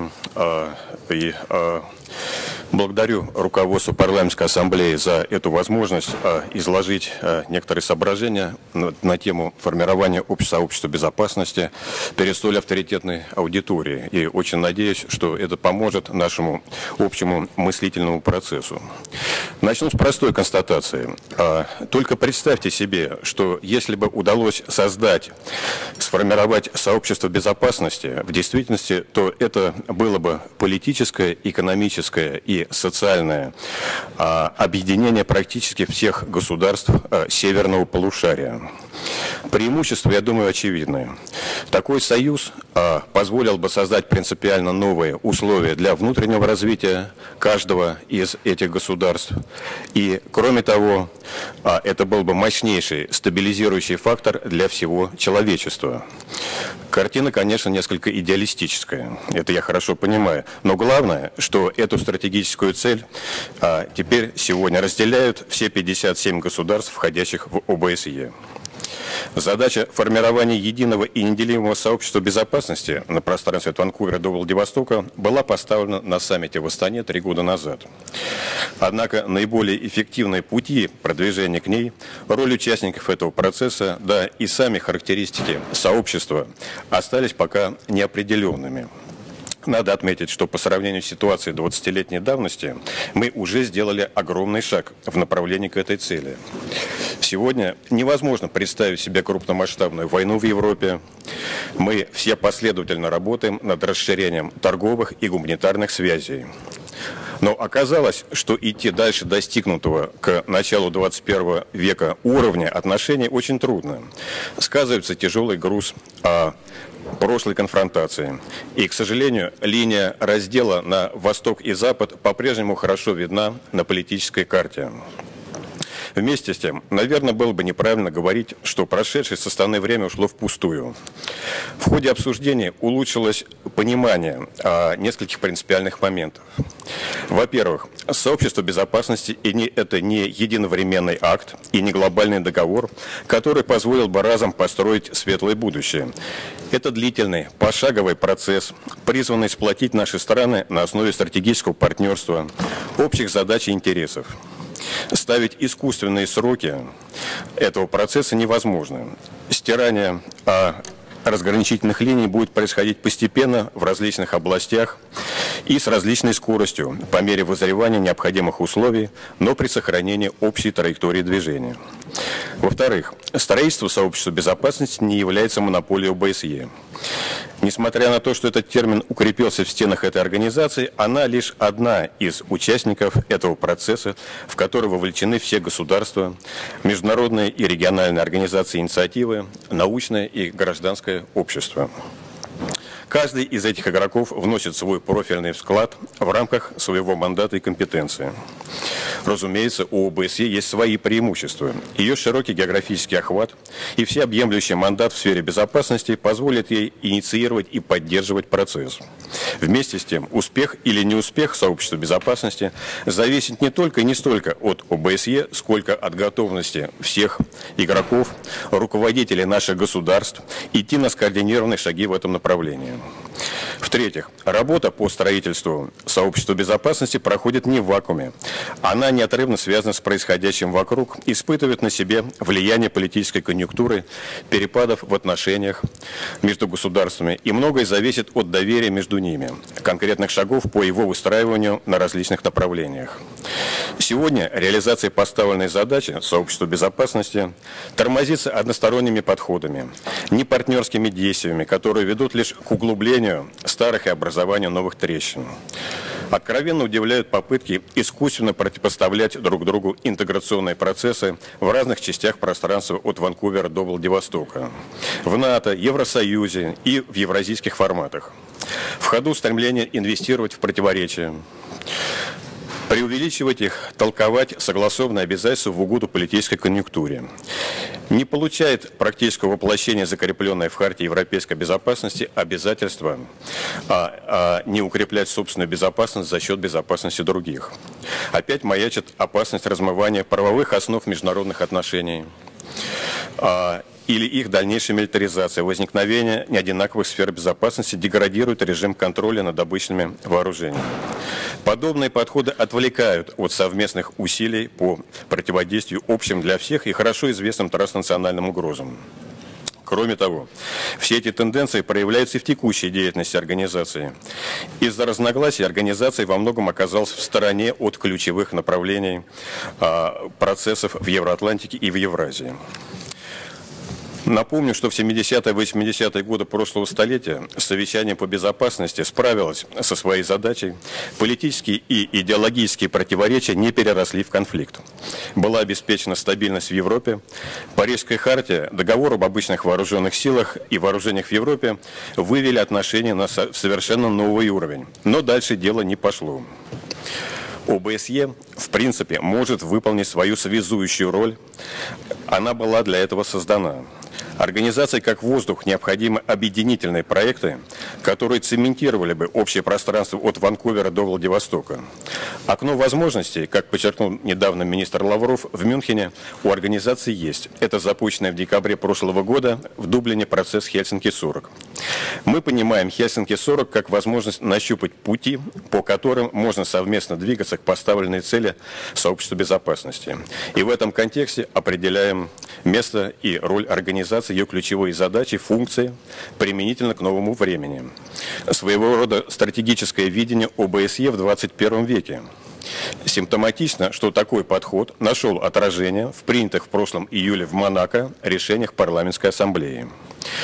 Принятие такой стратегии ОБСЕ невозможно без объединительной повестки дня организации, в основе которой лежат общие для всех задачи и вызовы. Это единственная реальная платформа для совместной работы. Согласование общих областей интересов позволило бы вдохнуть жизнь в ОБСЕ и развернуть ее на реальные проблемы безопасности. Как подчеркивается в новой концепции внешней политики, Российская Федерация заинтересована в укреплении роли и авторитета организации как важного механизма строительства равной и неделимой системы общеевропейской безопасности. Разумеется, эта работа должна подкрепляться одновременным эффективными практическими шагами по ключевым направлениям деятельности ОБСЕ, укрепления доверия и предсказуемости. Наши предложения о том, как сделать провозглашенный в ОБСЕ принцип неделимости безопасности, работающий на практике, остаются в силе. Важным направлением процесса Хельсинки плюс 40 должна стать модернизация организации ее инструментов в соответствии с потребностями времени. Реализация этой цели невозможна без трансформации ОБСЕ в полноценную международную организацию, приобретения ею международной правосубъектности, включая устав или учредительный документ. Следует и дальше преодолевать институциональную рыхлость ОБСЕ, ее недостаточную транспарентность. Не менее актуальной задачей является выработка стандартов наблюдения за выборами. Это наглядно подтвердилось в прошлом году, когда одни и те же проблемы, выявленные в ходе наблюдения БДИПЧ, оценивались в разных странах по-разному.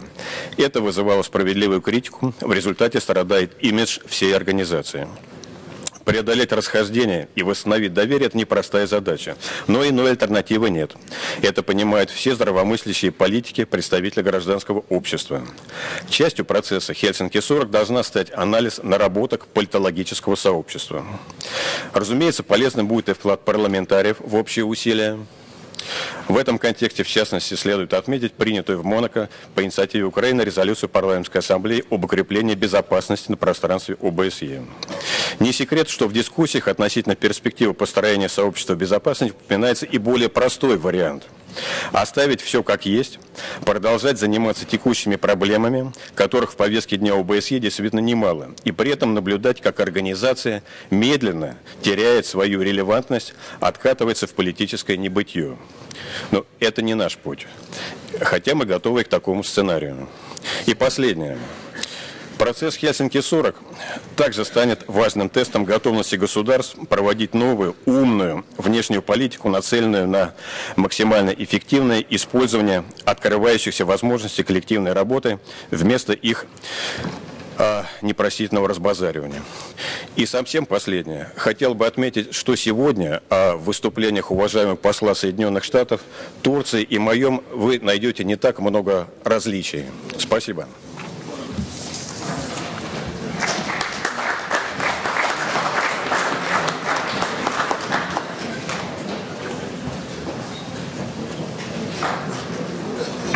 Thank you very much, Ambassador Kellin. And it has been so good to listen to you all. And thank you so very much for all these really good presentations. Now we have 8 committee members who have asked to speak, and we have about 50 minutes available. So speaking time, I have to limit it to 3 minutes for each speak and no more. And then I will give the floor first to Mr. Ikram Adjabekov from Kazakhstan. You have the floor, sir. Спасибо, госпожа председатель, уважаемые дамы и господа. Прежде всего, хотел бы выразить благодарность австрийской стороне за традиционно теплый и радушный прием. Безусловно, обсуждаемая сегодня тема представляет особую актуальность на фоне продолжающихся политическо-экономических потрясений как внутри, так и вокруг зоны ответственности ОБСЕ. Как уже было отмечено в выступлениях основных докладчиков, еще на Астанинском саммите главы наших государств и правительств поставили задачу построения общего и неделимого евроатлантического и евразийского сообщества безопасности. В этой связи президент Назарбаев выдвинул инициативу о формировании платформы евроатлантической и евразийской безопасности, которая в будущем может стать общей площадкой для взаимодействия региональных организаций. Убеждены, что только объединив усилия и развивая концепцию всеобъемлющей и неделимой безопасности, мы сможем создать действенное и долгосрочное евроатлантическое и евразийское сообщество безопасности, основанное на взаимном понимании и доверии во благо наших народов. При этом взаимодействие наших народов, наших стран и регионов должно сопровождаться более тесными контактами деловых кругов, гражданского общества и молодежи. Как вам известно, Казахстан продолжает активную работу в области укрепления глобальной и региональной безопасности. В 2010-2012 годах наша страна завершила цикл представительства в крупных региональных организациях ОБСЕ, Организации исламского сотрудничества, Шанхайской организации сотрудничества и Организации договора о коллективной безопасности. В прошлом году мы отметили 20-летие совещания по взаимодействию мерам доверия в Азии, которое сегодня успешно трансформируется в азиатский аналог ОБСЕ. Данный форум сегодня объединяет уже 24 государства, которые занимают свыше 90% территории Азии. В 2014 году председательство СВМД впервые примет Китайская Народная Республика, что придаст данной организации новый динамизм в деятельности. Казахстан по-прежнему занимает проактивную позицию в глобальном движении ядерного разоружения и распространения. Прошлым летом в Астане под эгидой парламентского объединения за ядерное разоружение была проведена конференция, по итогам которой было принято обращение парламентариев с призывом к избавлению от ядерного оружия. В целях объединения глобальной общественной поддержки по окончательной отмене ядерных испытаний Казахстан запустил проект «Атом». Казахстан также стремится внести посильный вклад в решение проблемы Ирана. 26 февраля впервые в нашей стране пройдет очередной раунд переговоров «шестерки» России, США, Китая, Великобритании, Франции и Германии с Ираном. И наше правительство создаст максимально благоприятные условия для ведения этих переговоров, которые имеют исключительно важное значение для поддержания безопасности и стабильности во всем мире. Спасибо за внимание.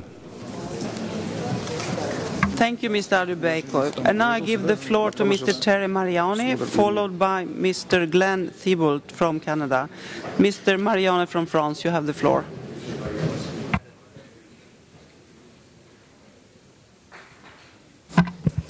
Oui, mes chers collègues, dans la suite logique de l'adoption de notre résolution à Monaco, les débats portent aujourd'hui sur la communauté de sécurité que nous nous efforçons de bâtir pierre par pierre.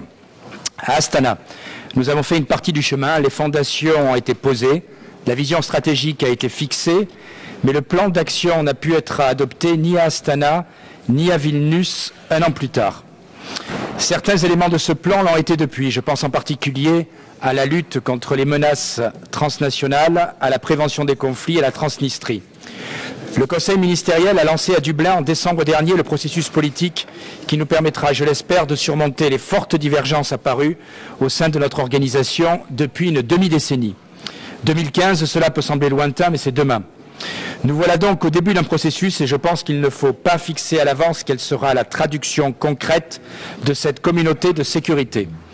En cela, nos ministres ont été sages à Dublin de laisser ouvertes les questions du résultat attendu, des thèmes à traiter, des modalités des débats à mener, mais cela doit être l'objet d'un dialogue approfondi, en retrouvant l'esprit qui a prévalu de Corfou à Astana, l'esprit de confiance.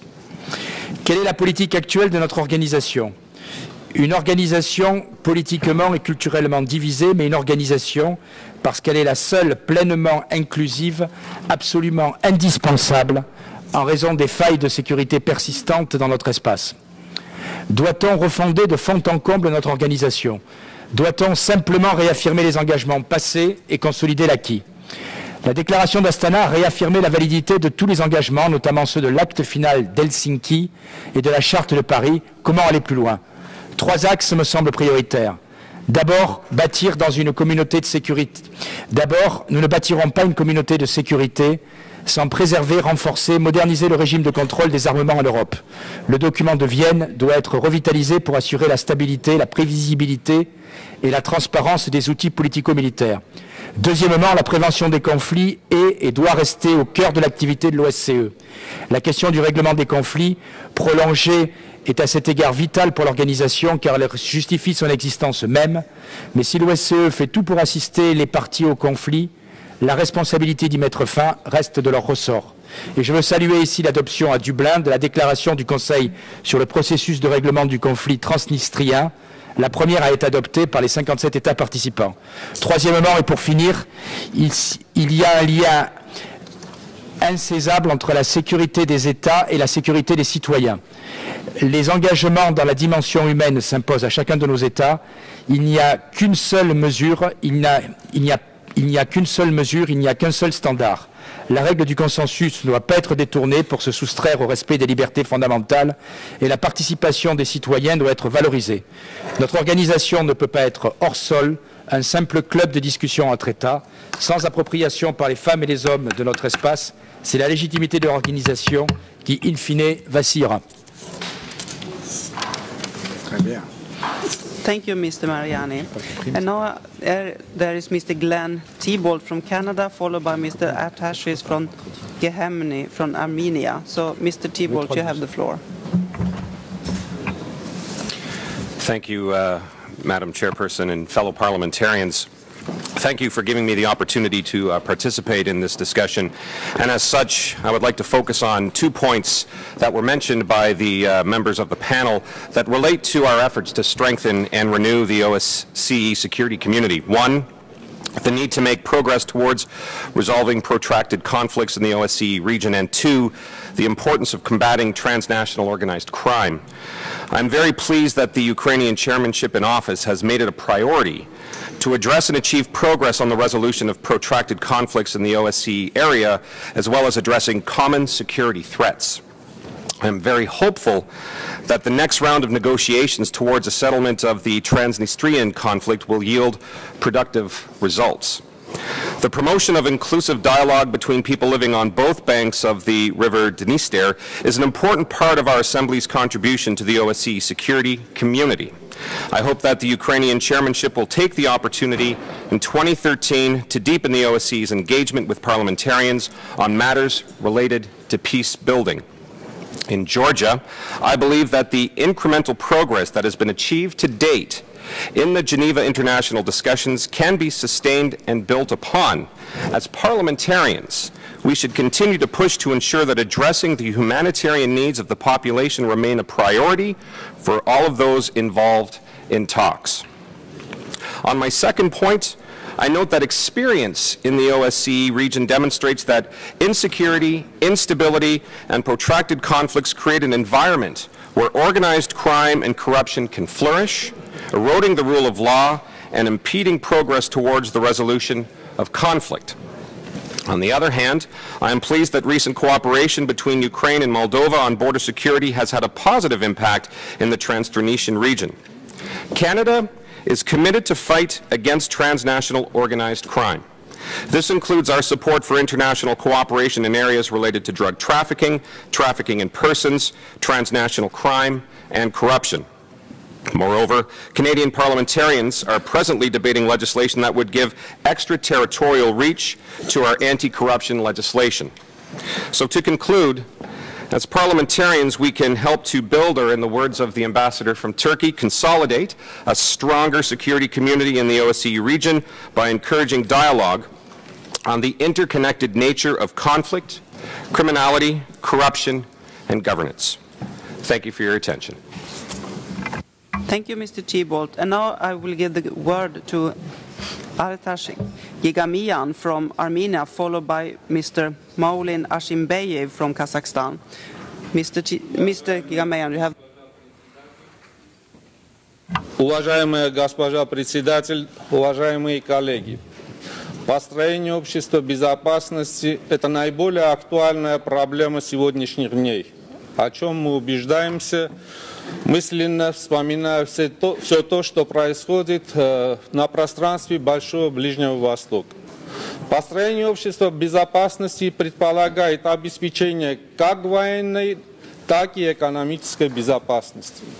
К сожалению, вот уже 20 лет Армения подвергается блокаде, тем самым подрываются основы экономической безопасности Армении. Подвергается блокаде со стороны Турции. Что же предприняло армянское руководство, чтобы выйти из этого положения? В 2009 году президент Армении Серж Азатович Саркисян пошел на беспрецедентный шаг. Он одобрил подписание Цюрихских протоколов об установлении дипломатических отношений с Турцией и о развитии двусторонних отношений, тем самым вызвав крайнее недовольство очень и очень многих соотечественников, которые волею судеб разбросаны сегодня по всему миру, что явилось следствием геноцида армян в Османской империи в 1915 году. К сожалению, эти протоколы в дальнейшем были сняты с обсуждения с повестки дня Великого национального собрания Турции. Более того, буквально через два десятка дней после заключения протоколов на заседании Политсовета партии «Справедливости и развития» премьер-министр и лидер этой партии сказал, что мы никогда увязал подписание протоколов с Нагорно-Карабахским конфликтом, этот процесс застопорен. Хочется верить, что это обсуждение явится своеобразным стимулом и толчком для возобновления процесса нормализации армяно-турецких отношений. Но на пути этой нормализации отношений, к сожалению, бывают выступления, которые торпедируют этот процесс, в частности, когда убийство пожилых армянок почему-то приравнивают ток-шоу, это, конечно же, не может послужить делу нормализации наших отношений. Не хотелось бы заострять на этих вопросах внимание наших уважаемых коллег, но хотелось бы привести цитату от Ахмета Тюрка, который является руководителем Демократической партии, депутатом Великого национального собрания Турции и основным посредником на переговорах между Абдуллой Оджаланом и Реджепом Таипом Эрдоганом. Он выступил, где сказал, что курды тоже повинны в геноциде армян, так же, как и предки османы. И они должны вместе попросить извинения у армянского народа, у ассирийцев. Не хотелось заострять на эти вопросы внимание, но хотелось бы обязательно пресечь соблазн отдельных людей страдания, горе и убийства приравнивать к ток-шоу. Это наша неоплаканная боль. Спасибо за внимание. Thank you, Mr. Gigamian. And now I will give the floor to Mr. Maulin Ashimbeyev from Kazakhstan, followed by Mr. Viktor Guminsky from Belarus. Mr. Ashimbeyev, you have the floor. Madam Chairperson, colleagues, fight against transnational threats is a key issue on the OSCE agenda. In this respect, challenges and threats stemming from the territory of Afghanistan remain a source of transnational threats both to neighboring countries and to the international community as a whole.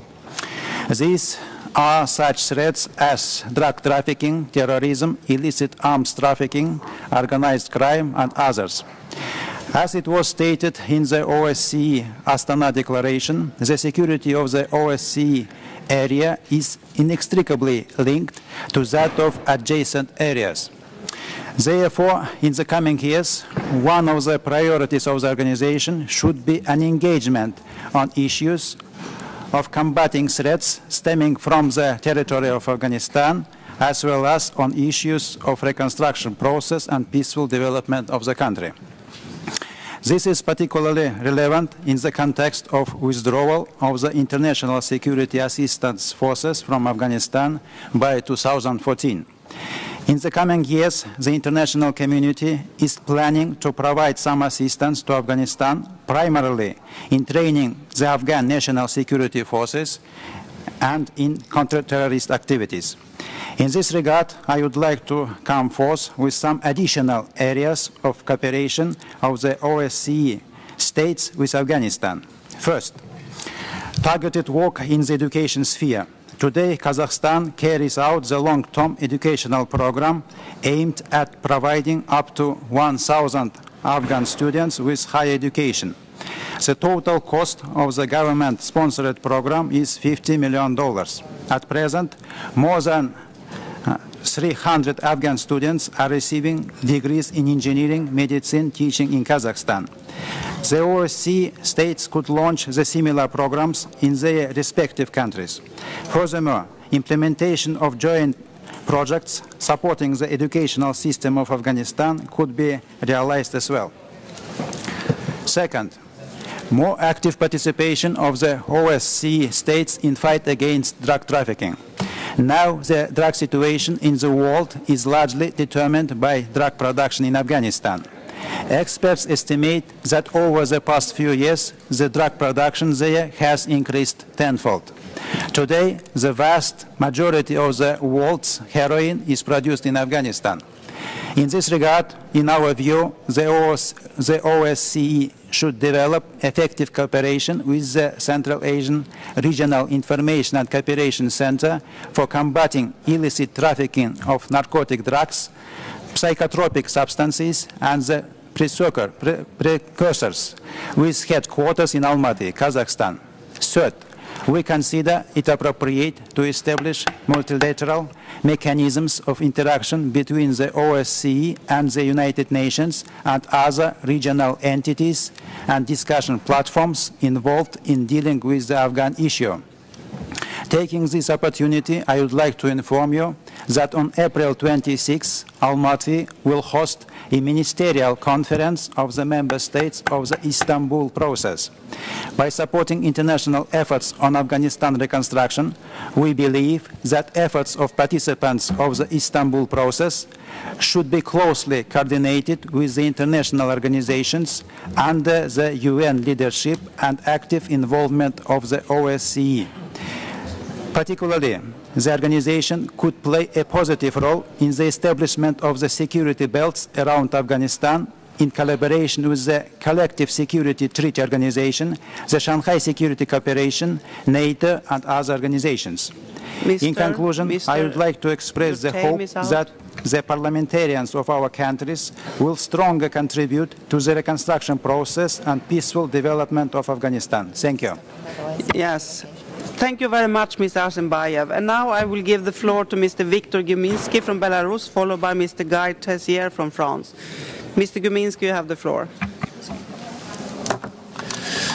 Уважаемая госпожа председатель, уважаемые коллеги, мы поддерживаем подключение Парламентской ассамблеи ОБСЕ к работе в рамках процесса Хельсинки плюс 40.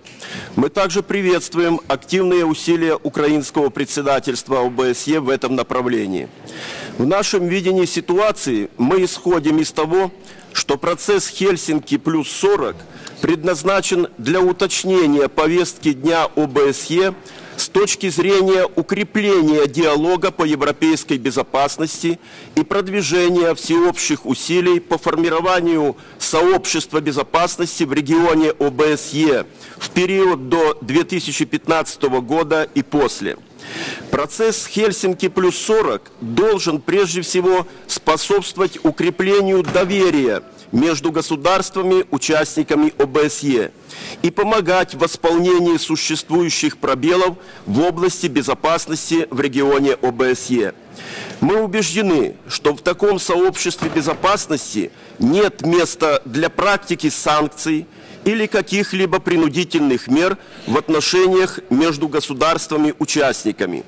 Одним из практических результатов процесса Хельсинки плюс 40 должно быть безусловное соблюдение всеми государствами-участниками ОБСЕ принципов и обязательств о недопустимости применения силы или угрозы применения силы, экономического давления, санкций или каких-либо ограничительных мер.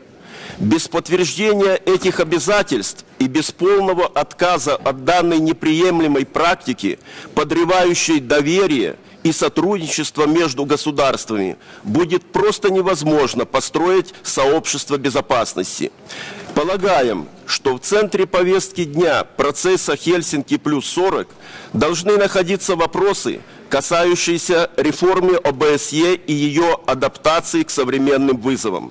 Без превращения ОБСЕ в полноценную межгосударственную организацию, действующую на основе единых правил и стандартов, без адаптации ее методов работы к новым реалиям, довольно трудно ожидать укрепления вклада нашей организации в европейскую и евразийскую безопасность. В то же время крайне важно сохранить принцип консенсуса в основе принятия решений в ОБСЕ, который является уникальным и мощным инструментом для укрепления нашей организации и формирования сообщества безопасности на основе общих норм, принципов, обязательств, ценностей и нашей общей ответственности. В заключение хотел бы поблагодарить послов Турции, США и России за их презентацию по этим вопросам. Благодарю за внимание. Thank you, Mr. Guminski. And now I will give the floor to Mr. Guy Tessier from Frankrike, and after that, Mr. Nick Smith from United Kingdom. Mr. Tessier, you have the floor. Merci Madame la Présidente, Madame, Messieurs, mes chers collègues. Nous aurons demain un questionnement sur l'espace de notre communauté de sécurité, car l'indépendance de notre espace, avec toute sa périphérie, apparaît aujourd'hui claire aux yeux de chacun. Nous avons un intérêt à la stabilité dans cet arc de crise, qui d'ailleurs s'est modifié au fil du temps, puisqu'il était conscrit de la Bosnie jusqu'à l'Afghanistan, mais aujourd'hui il faut regarder davantage dans la transversalité que dans l'horizontalité. Mais cette indépendance ne doit pas occulter l'affaiblissement global que connaît actuellement la maîtrise des armements conventionnels, alors que le besoin multilatéraliste s'impose de plus en plus. Le passé a amplement démontré que le repli sur soi des États aggravait les crises au lieu de les résoudre. Voilà près de 40 ans, nos États participants ont décidé que la stabilité et la sécurité étaient mieux assurées par le dialogue, la coopération et la transparence que par la menace, voire la confrontation. Les mesures de confiance ont fait le succès de l'OSCE. Or, les trois instruments du régime de contrôle des armements sont aujourd'hui en grande difficulté, alors que ce régime est essentiel à mes yeux pour garantir la sécurité de l'ensemble de notre espace. Le traité ciel ouvert pâtit aujourd'hui de plusieurs problèmes politiques et techniques. Or, c'est un facteur de confiance stratégique. Depuis 1989, le document de Vienne n'a fait l'objet d'aucune modification substantielle, en dépit des évolutions du contexte stratégique et en particulier des réductions des formats des forces armées en Europe et surtout de leur professionnalisation. Enfin, nous connaissons toute la situation du traité sur les forces conventionnelles, donc je n'y reviendrai pas. À Astana, il a été décidé de construire une communauté de sécurité, une communauté euro-atlantique et eurasienne libre, démocratique, commune et indivisible, enracinée dans des principes agréés, des engagements partagés, des objectifs communs. Comment y parvenir si nous ne sommes pas capables de jeter ensemble les bases d'un régime de contrôle des armements tenant compte du nouvel environnement du XXIe siècle, c'est-à-dire plus global et plus transverse? Je retiendrai pour ma part trois leviers de discussion. Premièrement, alors que les plafonds quantitatifs sont aujourd'hui imposés peu ou prou par les budgets de défense des États participants, La promotion d'une approche qualitative susceptible de compléter les limites quantitatives du contrôle, même si je reconnais bien volontiers que l'approche quantitative demeure pertinente pour que ce qui concerne les États parties et des conflits prolongés ou situés dans les zones militairement insaisissables. Deuxièmement, l'impératif d'une transparence et d'une prévisibilité accrue d'un outil politico-militaire. Enfin, une plus grande interaction entre la maîtrise des armements et la prévention des conflits. Il nous faut imaginer des mécanismes applicables au niveau local. Cette communauté de sécurité que nous nous sommes engagés à construire ne se fera pas sans le rétablissement de la confiance mutuelle, sans la perception d'une finalité commune, sans le renforcement de la capacité à veiller au respect et à la mise en œuvre des principes qui la fondent. Je vous remercie. Thank you, Mr. Tessier. And I will give the floor to Mr. Nick Smith, followed by Mr. Asay Guleyev from Azerbaijan. Mr. Smith, you have the floor. Thank you, Madam Chair. You're doing a very good job at keeping us in order this afternoon. Can I say how good it was to hear the views of Ambassador Kelly from the panel? It was very, very pleasing to hear about the 3-year review and the development of a new strategy. Although having said that, 3 years does feel a very long time. We think in particular it's important to support the neighbours of Afghanistan in Central Asia as the military drawdown occurs there. However, as well as a new strategy, we would want to emphasise the importance of a new budget being developed that will be very closely aligned to the new strategy. We think this is important because it will ensure the new strategy can be implemented with good speed, and also the transition from the old priorities can be done as efficiently as possible. Thank you, Madam Chair. Well done. Thank you very much, Mr. Smith. And now I will give the floor to Mr. Asay Guleyev from Azerbaijan, followed by Mr. Sofoklis Fitis from Cyprus. Mr. Guleyev, you have the floor. Thank you very much, Madam Chairperson. First of all, I'd like to thank to all the speakers for their excellent presentation. I think that the speech and the information that we received was very fruitful in terms of identifying the future perspectives of our organizations, and particularly I do find it very much interesting as we are facing today with certain challenges. So Ambassador Eldem talked about the Helsinki Plus 40 process, which has started recently. This process is aimed to achieve genuine OSCE security community. Mr. Eldem, within this process, enumerated the resolution of protracted conflicts as one of the main critical issues which should be addressed within the process. Indeed, the resolution of conflicts in OSCE region is a main objective towards security community. So, I'd like to appreciate to hear the views of Mr. Ambassador Eldem and the current co-chair of the Minsk Group from the United States, Ambassador Kelly's views on moving forward the resolution of the conflict between Armenia and my country within Helsinki Plus 40 process. And also, I'd like to know what can be linkages with the process and the current negotiation format on this conflict. Thank you very much for your answer in advance. Thank you, Mr. Guleyev. And now the last speaker, Mr. Sofoklis Fitis from Cyprus. Mr. Fitis, Thank you, Madam Chair. I would like to join my voice with all those colleagues who ask for better cooperation among us, among our countries, and between our countries, our organization, with other international organizations in order to cooperate and coordinate to face international problems who are facing in our countries, and perhaps their origin is in other continents. For instance, resolution of some conflicts trafficking of persons, armed control,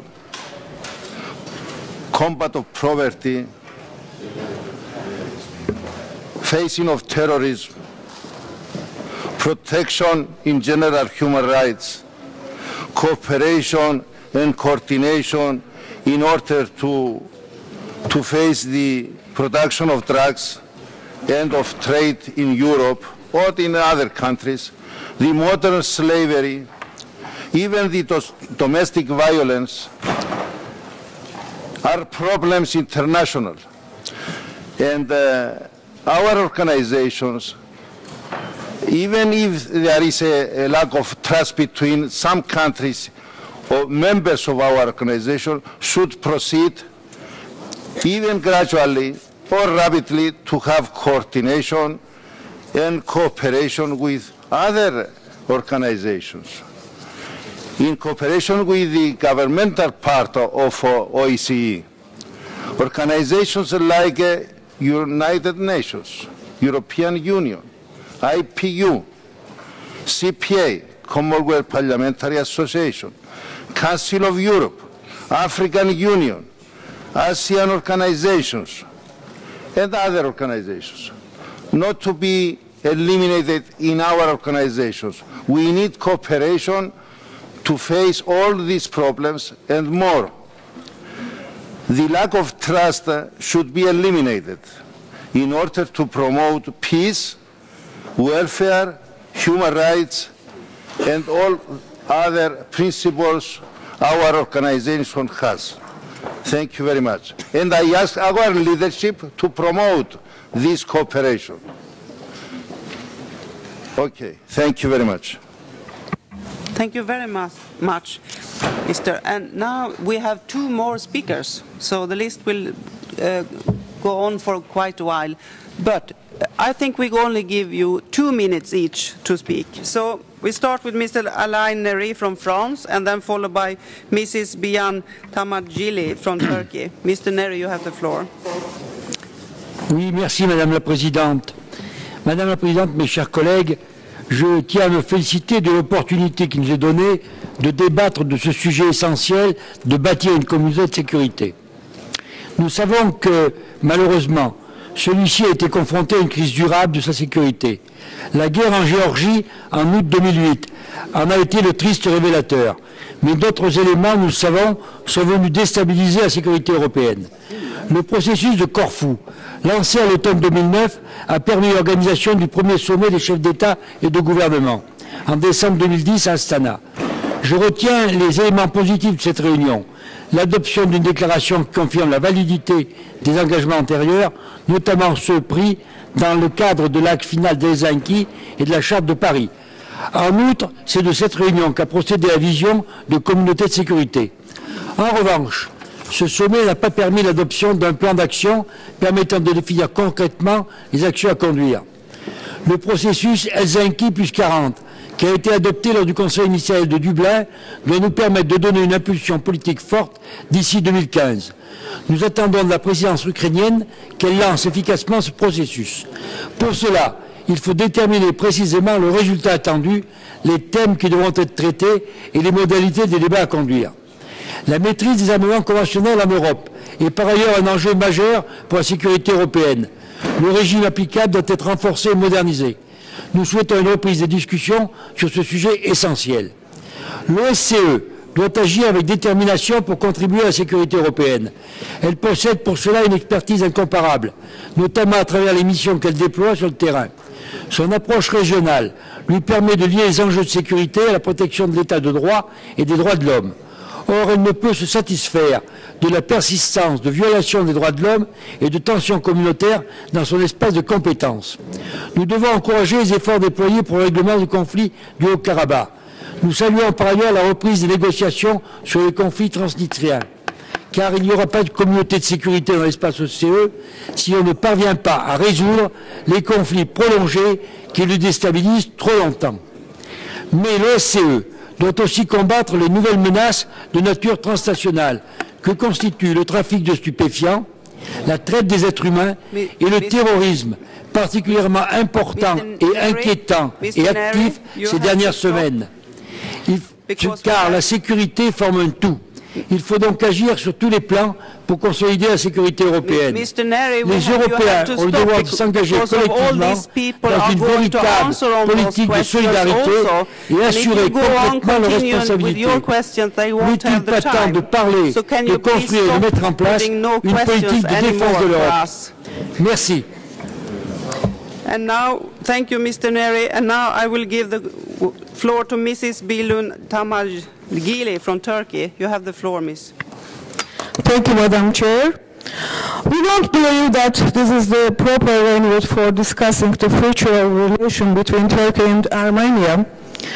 We certainly don't agree with the allegations made by Armenian colleague, who for the second time today has chosen to distort the facts. The signing of the protocols mentioned by my Armenian colleague, as a result of common efforts and political determination of both countries, was an important step towards building a comprehensive and sustainable peace in the South Caucasus. We remain committed to taking the normalization process forward pending the emergence of favorable political conditions in the region. However, we haven't seen the same continued determination from the Armenian side. Armenia has already declared that they suspended the ratification process of the protocols for an unlimited period. It is with this understanding that we deem it necessary to support and strengthen the steps leading to normalization by renewed efforts for the resolution of the Nagorno-Karabakh conflict. In absence of any improvement in the Armenian-Azerbaijan relation, any progress to be achieved within the Turkish-Armenian normalization process alone would remain insufficient and would not be lasting and sustainable. Thank you very much. Thank you, Mrs. Tamalgili. And now I will give the floor to our speakers from the beginning. And I have to say you have about 3 minutes each to answer the questions that you choose to answer. So please, General Siren, you have to start. You don't want to, okay? Thank you very much. And then I go to Ambassador Eildem. You have the floor. Thank you very much, Madam Chairperson. Since Member of Parliament from Turkey has already responded to the statement made by the distinguished Armenian representative, I won't go into details, but one thing is very peculiar. We are here to consolidate the security community. And when I came here, I came with the intention to respond to, address to the problems, issues relevant to all of us. And I chose not to raise any bilateral issue. So this even re-emphasizes my statement earlier.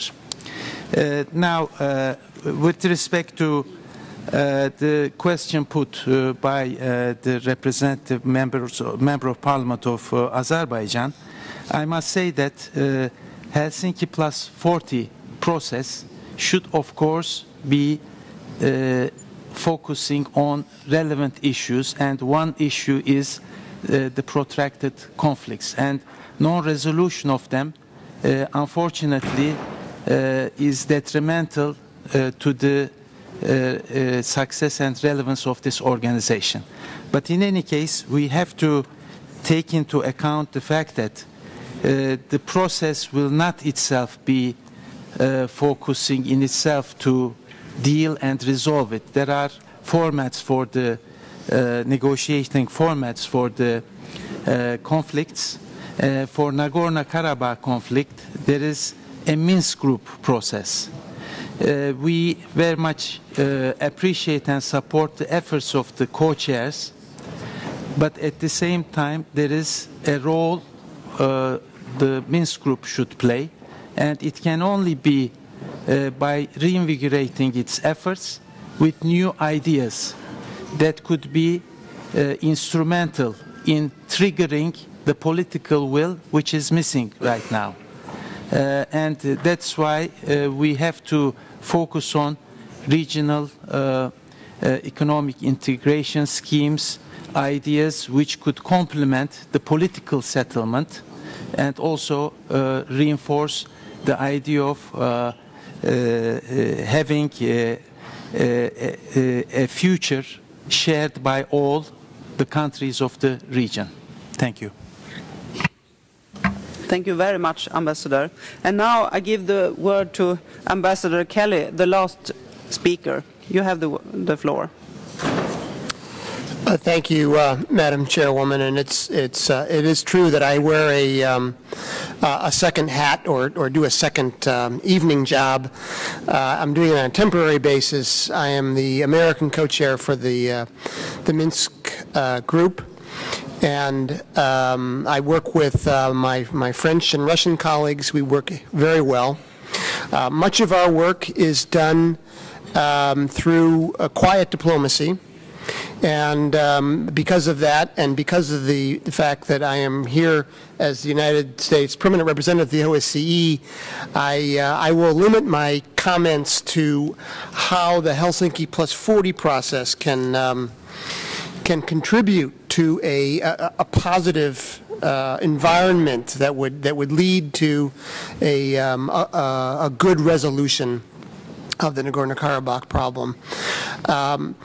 This indeed is a very troubling situation, and the longer that I deal with the situation, I think the more troubled I get. I think that there are some good OSCE tools and instruments that could be utilized in helping contribute to a healthy environment that towards the resolution. I think that we do have a number of traditions of confidence-building measures that we would like to see implemented. The Minsk co-chairs, of course, are in the narrow negotiating track, and of course we can't really talk about broadening some of the activities of the Minsk group without consensus and most particularly without the agreement of the two sides, of Armenia and Azerbaijan. But I think that there could be some very good work done to help build dialogue, to help improve transparency and predictability.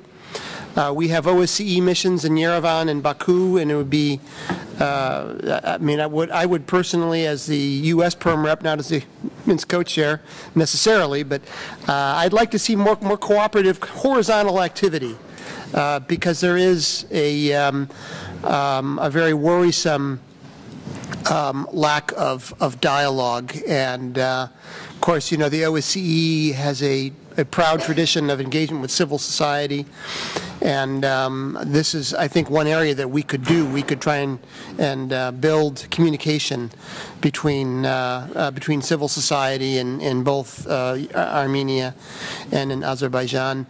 And then just kind of a personal observation.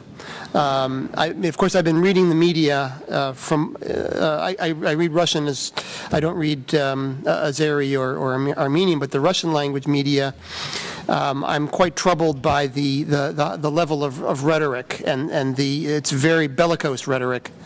And this is when I engage with my colleagues from Armenia and Azerbaijan, this is one thing I try and emphasize, is that leaders in both countries need to prepare their people for peace and not for war. So we need to make sure that we don't add to tension by speaking in bellicose or warlike terms. And thank you for the question.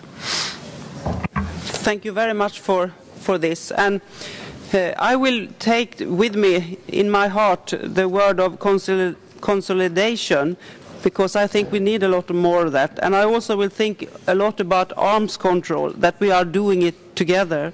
And the last thing I will remember from this is the landmark document that I think we should think about, like a resolution of all this.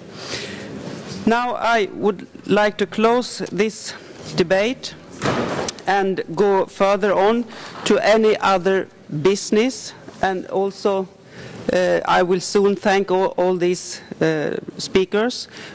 And is any other business, I would like to say that there will be a bus leaving for the Parliament at 18:15, just outside this building. So 18:15, a bus taking us to the Parliament. Yes, and